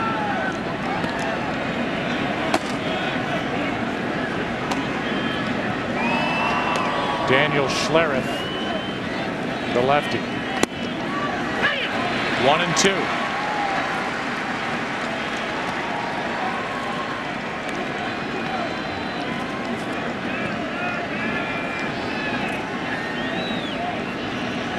Porcello's next is outside. Napoli is singled and struck out. Nelson Cruz, then David Murphy. And Murphy, who got the night off last night, 2 for 2 in this game, and his single leading off in the 6th inning started the rally. The 2-2. High fly ball into center field. Back is Austin Jackson. 1 out. Let's give you a little game break during LCS play. Here's Chris Rose. All right, Joe, game 3 of the NLCS in St. Louis. Cards jumping all over. Brewers ace Giovanni Gallardo already up 1-zip. Make it 2-0. Albert Pujols, 5th extra base hit in the last 6 ABs. They packed on 2 more, part of a 4-run first. They're still batting and leading 4-0 in the first. Joe, back to you. All right, Chris. That's behind Chris Carpenter against Giovanni Gallardo. That's a fair ball. And an easy pick and throw for Avila, 2 out. How about that double by Pujols? He one-handed the ball about 360 feet to left center field. How about Pujols, period, as he heads for free agency in this NLCS? He's 6 for 10. A home run, 6 RBIs, and 5 of his 6 hits are for extra bases. Cardinals have won 7 of their last 9 against Milwaukee and lead 4-0 in that game in St. Louis tonight. Here's Murphy. He's been a problem for Porcello. Strike 1. I told you how to solve that problem of Prince Fielder and Albert Pujols becoming free agents. Just have them switch teams. Yeah, have Pujols sign with Milwaukee and Prince Fielder sign with the Cardinals. That solves it. They are both going to be unloaded upon. And Pujols, the beginning of his career, is as good as anybody's in the history of the game. That's right. 1-2 on Murphy. In the bottom of this 7th, it'll be Peralta, Santiago, and Inge. The big bats will bat again for Detroit before the end of the night.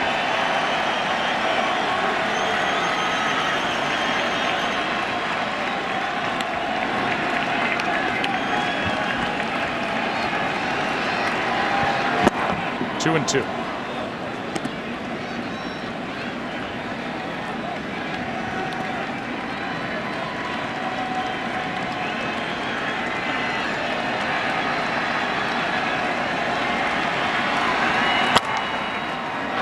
It's Peralta. Safe. An infield hit. Murphy's 3 for 3.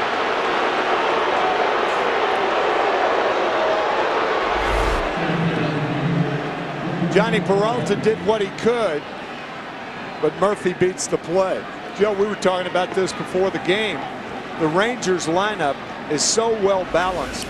It's almost like they don't have an 8th or 9th place hitter. Now, obviously, they have guys hitting 8th and 9th, but the reason for that is they can't hit further up in the lineup. I mean, these guys are a very, very good lineup and a tough lineup to go against. It's the Geico in-game box score for Texas. You can see the hits up and down the lineup. Murphy has 3 of the 7. The Rangers have put on the scoreboard tonight as they lead by 1. Strike 2.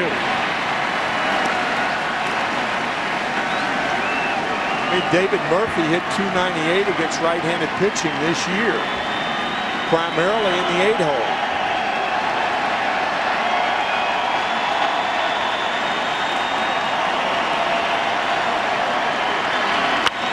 Into right field, a base hit by Torrealba on an 0-2 count.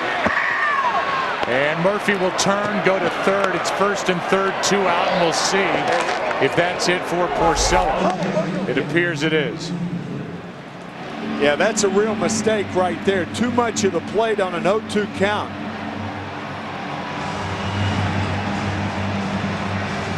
And that will end the night for Porcello, with Kinsler, who has an RBI double, a stolen base, and a run scored tonight coming up.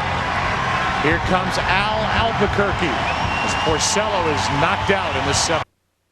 If you're going to build a fuel-efficient car, the first thing you got to do. Those weren't close. No. Now the bases are loaded, and will Leland stick with him? He's young. He's 25 years old. LCS is no place for a youth movement. Now Schlereth joins Perry. This is somebody talk to him, so I give my man in the bullpen time to warm up. But we're watching Leland in the dugout. He does not appear to be ready to take him out. I think you got to take him out right here. 4 straight balls, nowhere near the plate. There's another one. Now the pitching coach is going to go out, Jeff Jones. I mean, these haven't been close. No. And when he was throwing well, he did not allow base runners to score. But here are those 5 pitches. That's the closest, but it was outside, way low, way high. And the first pitch to Andrus. A good play by Avila. Avila's made 2 good plays on balls in the dirt. So you've got the other option of a wild pitch pass ball with a man on third. But the other half of this is you're already down by a run. You're facing this Rangers bullpen, which has just been lights out. You're down 2 games to 1. I don't think you could stick with it. I agree with you. 1 ball, no strikes. See if Albuquerque can come back and get him, and there is ball 2. You could still take him out. It's 2 balls and no strikes. Jim Leland unfazed. There's a strike. And the crowd lets Albuquerque hear their appreciation.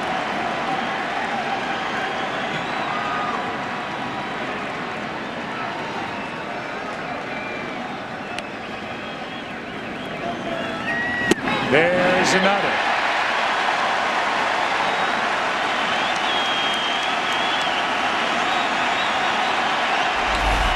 Fastball, good slider for the first 2 strikes of the inning. So 6 straight balls and now two straight strikes. check swing. Albuquerque gets out of it. Leland stayed with the young right-hander. And Albuquerque leaves the bases loaded. Time to stretch. That's a lot of courage shown by Jim Leland. 3-2. Rangers on top. Good hitting position for a good fastball hitter.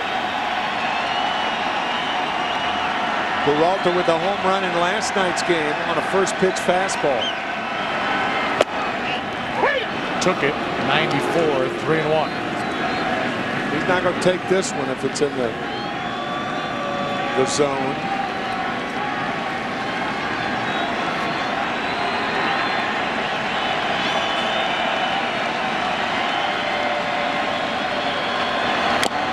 Full count.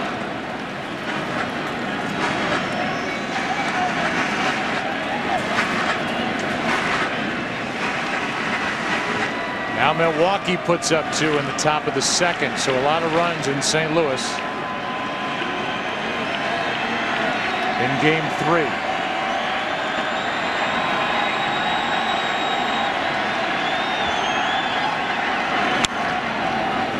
'97 from Ogando. Still 3-2. Bases loaded. Albuquerque got out of it. There's his reaction in the starter, Rick Porcello. Yeah, 2 of those runs are Porcello's. 3-2. In the air to right. Cruz is back on the track. 1 out.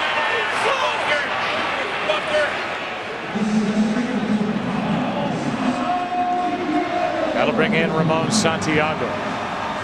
The Geico in-game box score.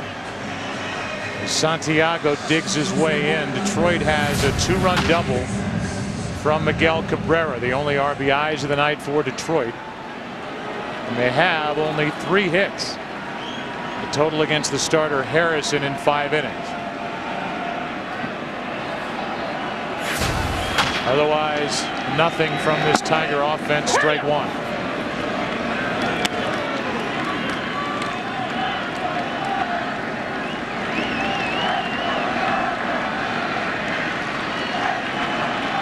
We're in the 7th, 3-2 Texas. Quickly 0-2 on Santiago.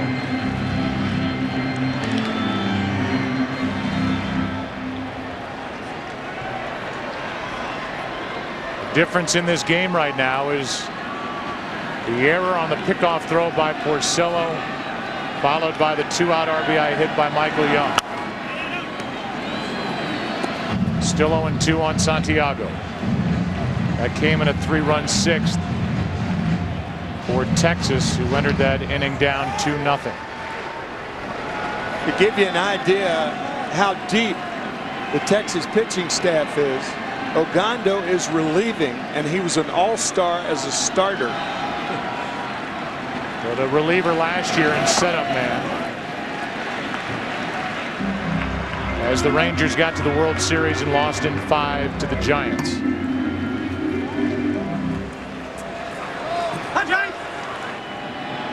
It is getting late, and we came in talking about the importance of this game.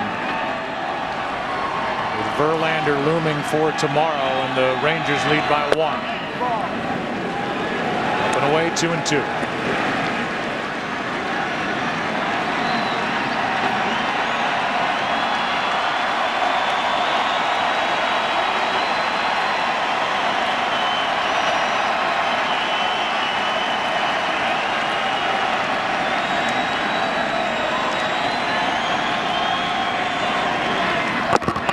The inside corner, 2 down. Boy, that was a tight, nasty slider right at the knees on the inside corner. Watch it drop to get Santiago. There's that release. Slider spin, gets him. Now Inge, who does not hit a lot of home runs anymore. A couple of seasons with 27. That power has dropped off. He hit 3 this season. Takes a strike. 98. Ogando this postseason, 8 innings, 2 hits, 9 strikeouts. Opponent's hitting .077 against him. Strike 2. The odds are that Inge is not going to pull a ball down the third baseline, but Adrian Beltre playing him on the line to prevent a double. It would be very unusual for him to pull Ogando. Here's a fly ball into left. Back at the wall. This game is tied. Unbelievable. And Inge has gone deep to tie it.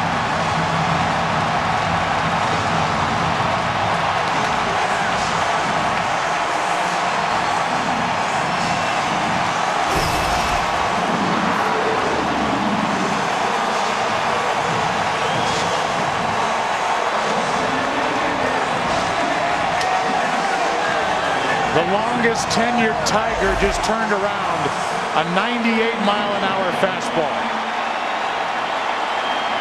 No balls, 2 strikes, tie game. You got to figure it's the biggest hit of his life.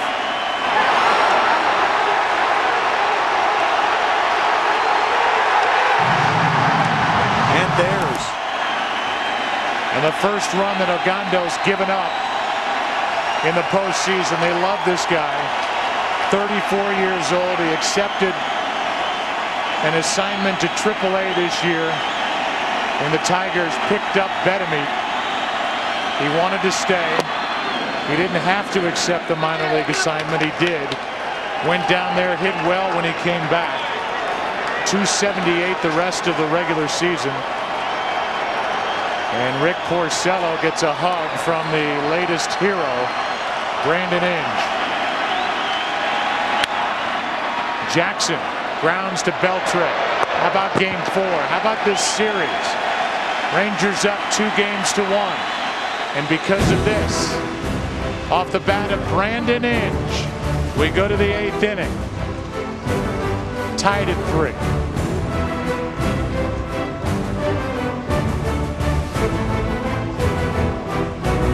Rain delay before the start of this game rather than being seen tonight. The X Factor will be seen tomorrow night on Fox. All new as contestants learn who their mentors are when they travel to the judges' homes. Out of play. So an all new 2-hour The X Factor tomorrow at 8 Eastern, 7 Central right here on Fox. There are the numbers for Benoit during the regular season. His postseason numbers on the bottom. That's what Hamilton has done 7th inning or later.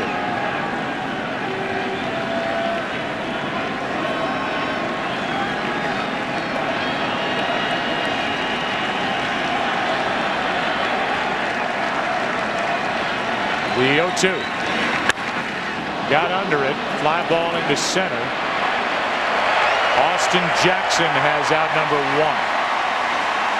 And it's an 0 for 4 night for Josh Hamilton. Joe, think about that 7th inning as Jose Valverde warms. In the top of the 7th inning, with runners on at 1st and 3rd, Al Albuquerque comes in, throws 6 straight balls, and then 3 straight strikes as Jim Leland stays with him. And then Brandon Inge with 2 out, nobody on, homers.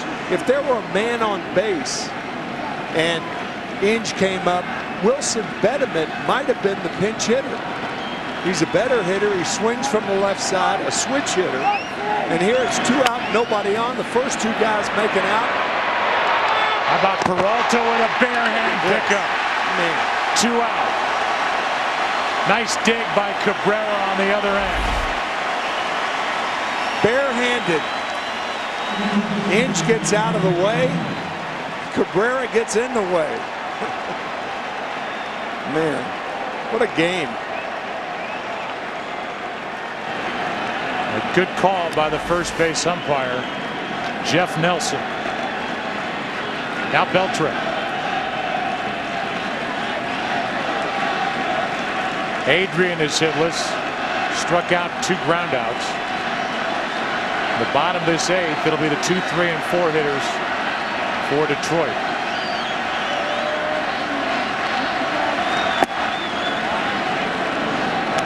Benoit signed that big deal during November.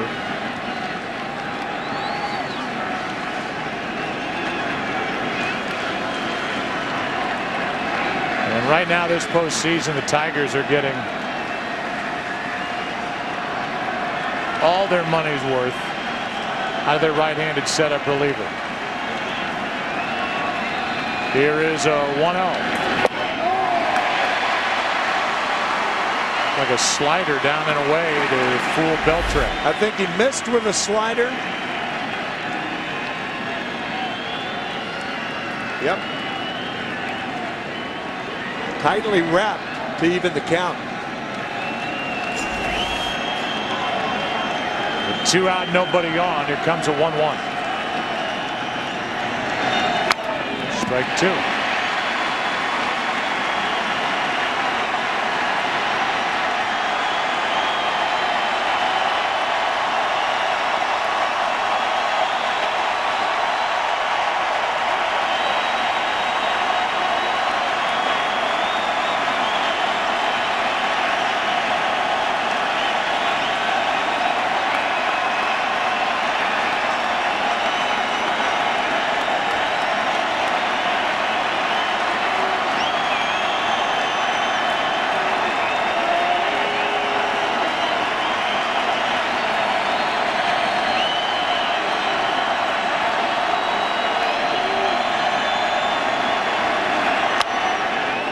Swing by Beltre, but late 96.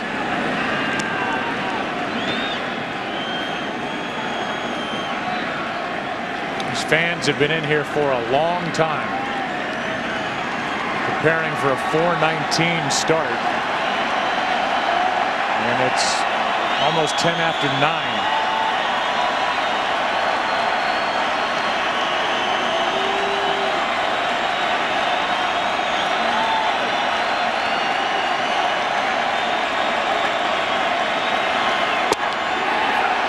Two and two.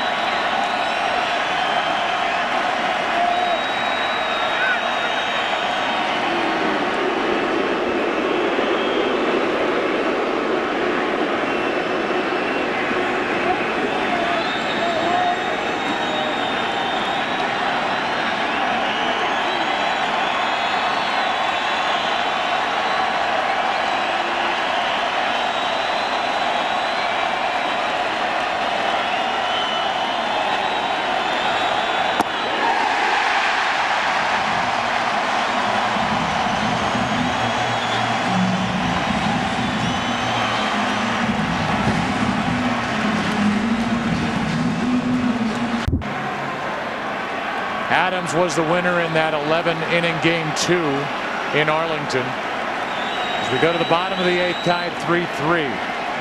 Ogando 2 innings, 1 run on 1 hit, the home run by Inge. 2 strikeouts, 1 walk. First up, Rayburn.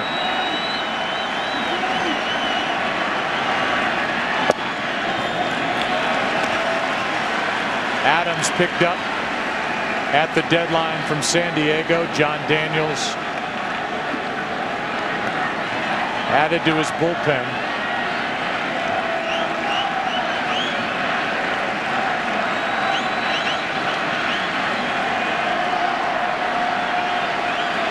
Here is a 1-0. Looks like Valverde will come on in the 9th inning. He is still getting loose. He's been warming for a while now. And don't forget that big weapon that the Rangers have in their pen in Neftali Feliz.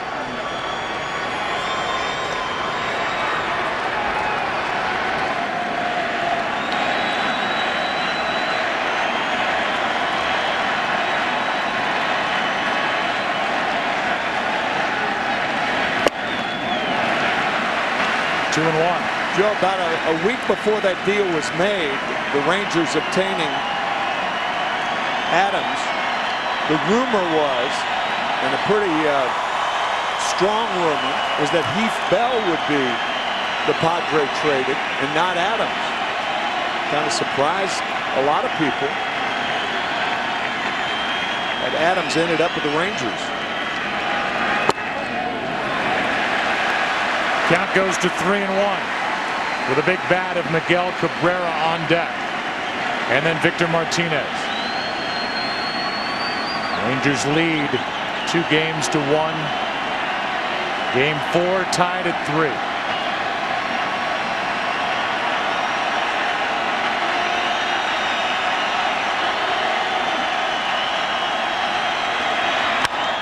To the shortstop, Elvis Andrus. 1 away.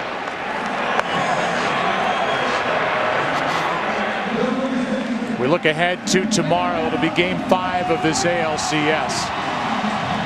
At 4 Eastern, 1 Pacific. That's when we come on the air here on Fox.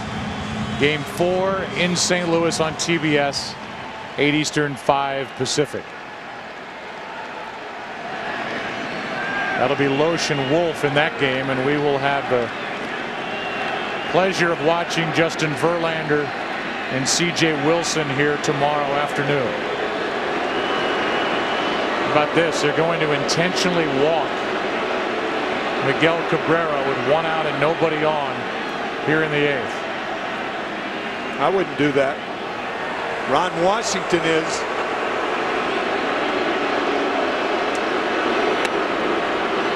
In this ballpark, you know, if he pops 1 out, it's maximum effort. Not saying he can't do it. He had 30 home runs during the season. I wouldn't do that. Putting the go-ahead run on with Victor Martinez and Delman Young coming up. Remember last night with runners on at first and third, we talked about second base being open.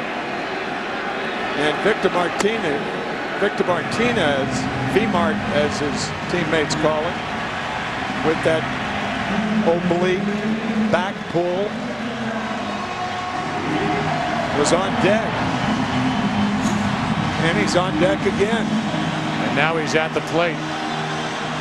Cabrera lashed a double down the right field line in that at bat to put the Tigers on top for good. There have been 2 gutsy moves by both managers. Jim Leyland sticking with Albuquerque, and now Ron Washington walking Cabrera with 1 out, nobody on.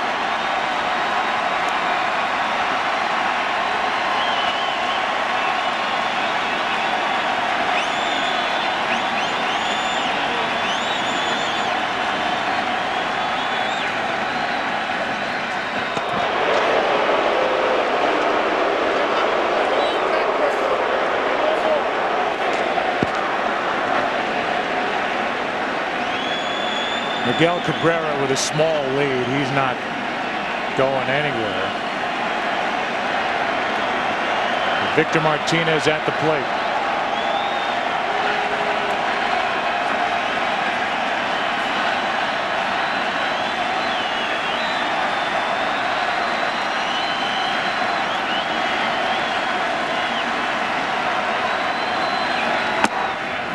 Ball 1 inside. Outfield is playing a no doubles defense. A no doubles defense for outfielders means that the outfielders doesn't necessarily have to play them to pull or anything like that. They're straight away, but they play about 5 feet deeper than they would normally play for a power hitter like Victor Martinez.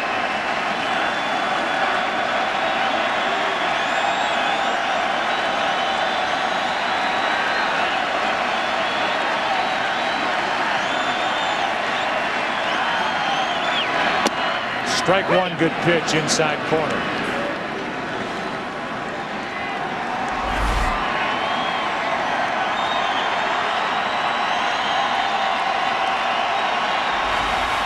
One ball, 1 strike, 1 on, 1 out.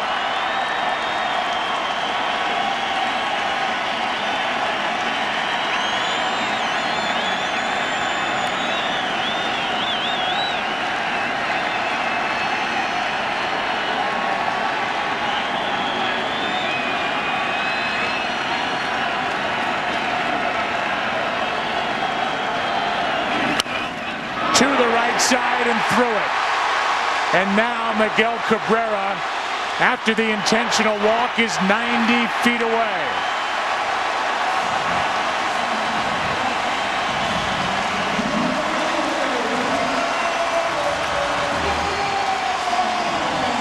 So not only is Cabrera walked intentionally, but the first baseman, Michael Young, is holding Cabrera on, and that allows the ball to go through and Cabrera to go to third.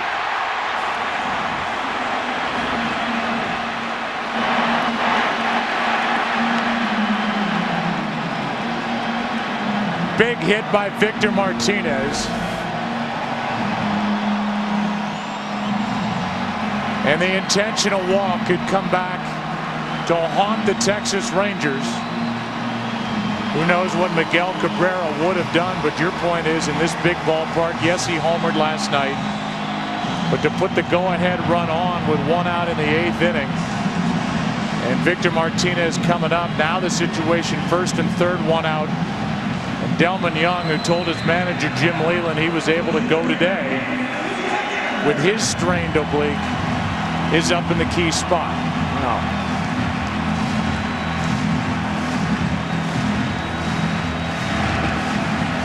For the majority of the regular season, Victor Martinez made opponents pay for intentional walks to Miguel Cabrera. And no bigger spot than right here, and he's trying to make the Rangers pay dearly in the 8th.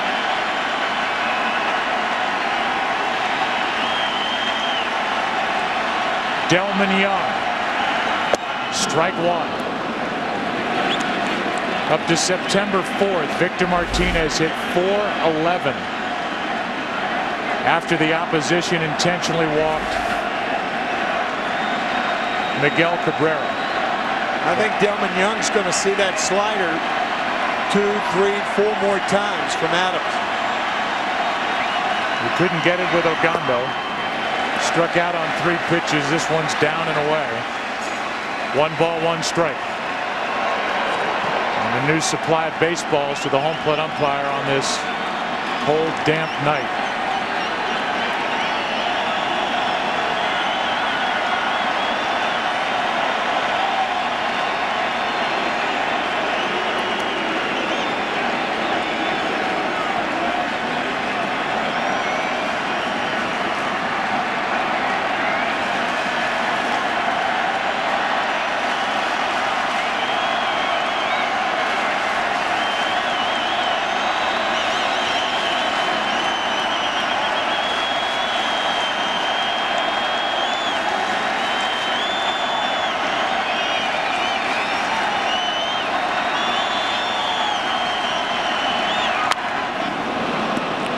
Strike 2.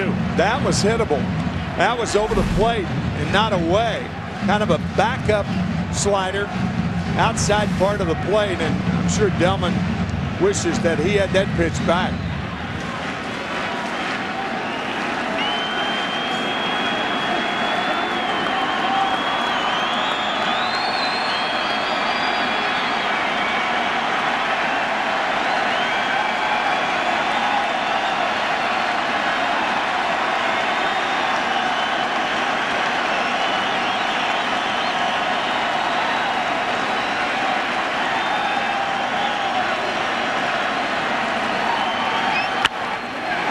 In the air to right.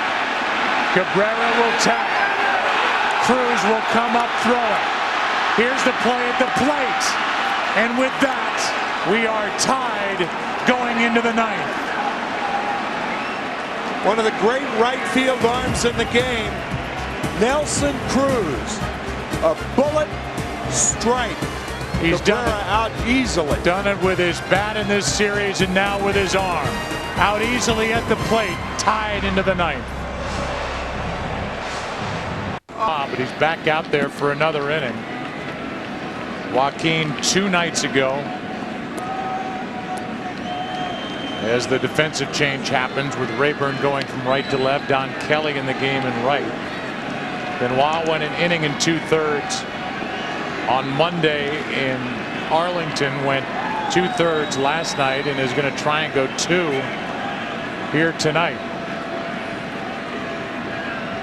First up is Napoli, who hung on that throw from Nelson Cruz. Good fastball for a strike.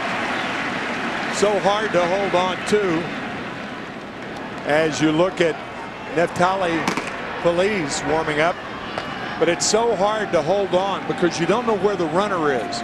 On throws from right field, you're blinded. Napoli clunks one down the third baseline, foul. Strike two. AJ Pierzynski is with us. And AJ, what'd you see on that play at the plate? First of all, an unbelievable throw from Nelson Cruz. One hop, long hop, right on line. But watch Mike Napoli. Watch him prepare for this blow. Watch him get his feet out of the ground right there and prepare and kind of lessen the blow from Cabrera. He knows he's coming. It's the only thing Cabrera can do is run him over. But watch him get his feet together, angle up his knees, and get him out of the ground right here before he hits him. That's well put, AJ. It's almost like a jockey getting on a horse.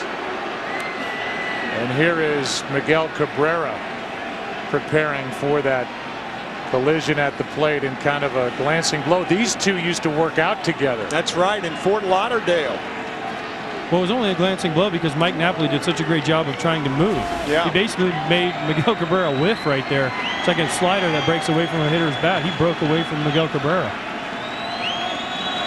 Thank you, AJ. Here comes the 0-2 pitch. That's a foul ball. Still 0-2. So just to say again, Mike Napoli and Miguel Cabrera a couple of off seasons ago worked out together in Fort Lauderdale, and they just had that collision at the plate to keep it 3-3 in the bottom of the eighth.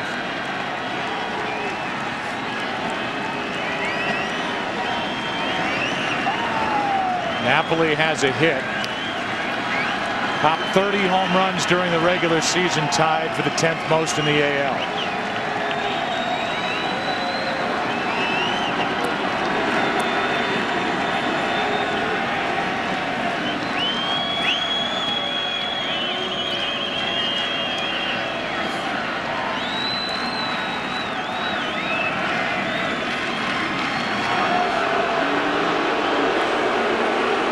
Crowd got frustrated with the length of time it took Napoli to get back to the plate after that ball rolled foul down the third baseline, and now he's getting out and Benoit's stepping off. Here's the 0-2 again from the right-hander, and again a foul ball. Napoli, then Nelson Cruz, who's been a hitting hero for the Rangers in this LCS, on deck, and then David Murphy. Avila, Peralta, and Santiago for the Tigers in the bottom of this ninth. Yeah, no fame is fleeting, but for the time being, Nelson Cruz is a throwing hero also. Perfect one-hop strike to get Cabrera.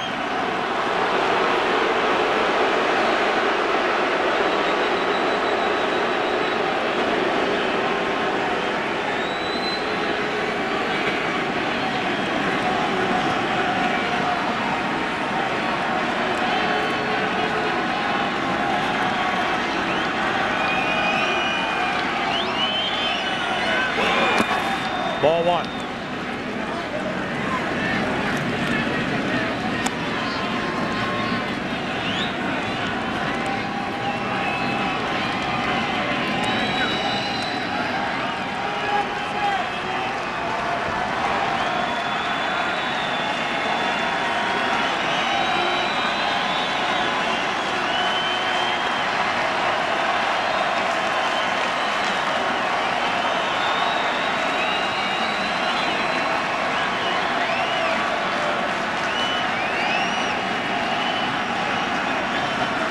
Napoli waits for a 1-2 pitch from Benoit.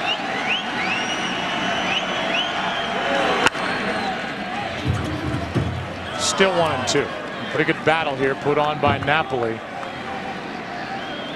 This game was 2-0 Tigers after 3. Rangers got 3 runs in the 6th inning. Last RBI by Michael Young. Take a 3-2 lead, and then Brandon Inge off Alexi Ogando tied it with a 2-out home run in the 7th. Tigers just had first and third, 1 out in the bottom of the 8th and could not regain the lead. Another 1-2 pitch. 2-2.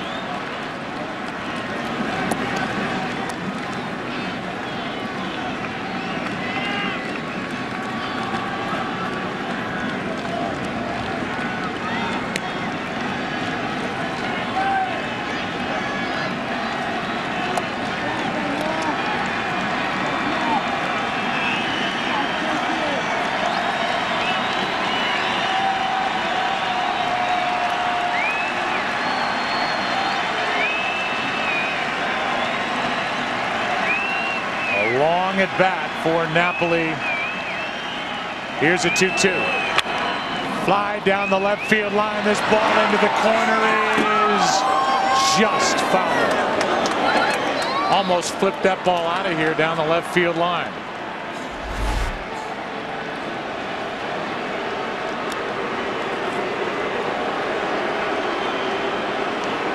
Just had the distance.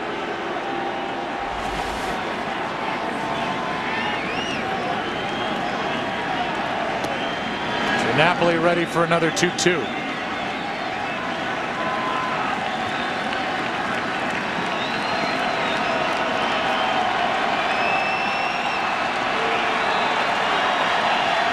Here it is from Benoit.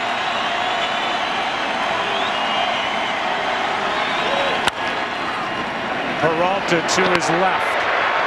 Nice play, 1 out. Let's go for a DirecTV game break. Here's Chris Rose. All right, Joe, game 3 in St. Louis. The Cardinals' 4-0 lead is nearly gone in St. Louis. Mark Kotze, he doesn't own Chris Carpenter, but at least he rents.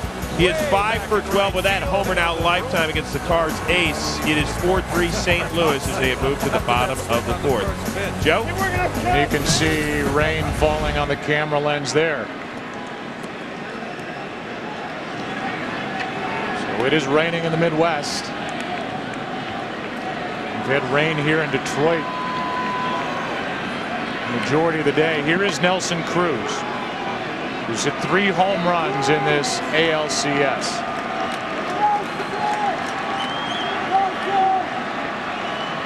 Benoit off the end of the bat of Cruz, strike 1. Again, the program alert due to the rain delay at the start of the night. X Factor will not be seen tonight.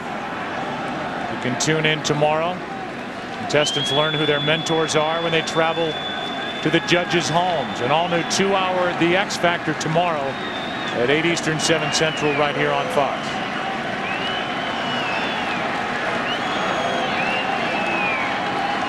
Cruz homered in the 4th inning of Game 1.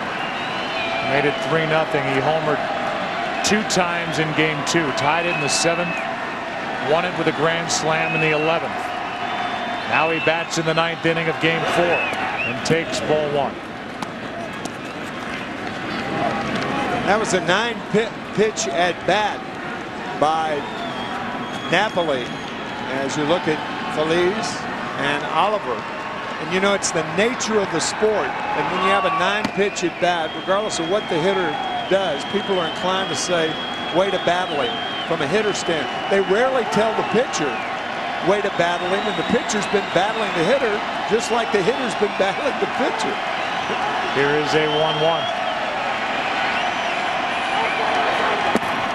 Changeup is low.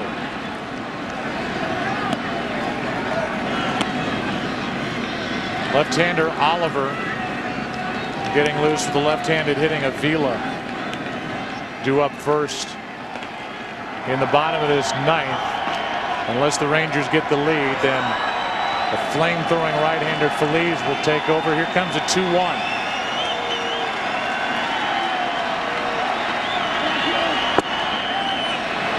Outside, 96 from Benoit. It's 3 balls and a strike.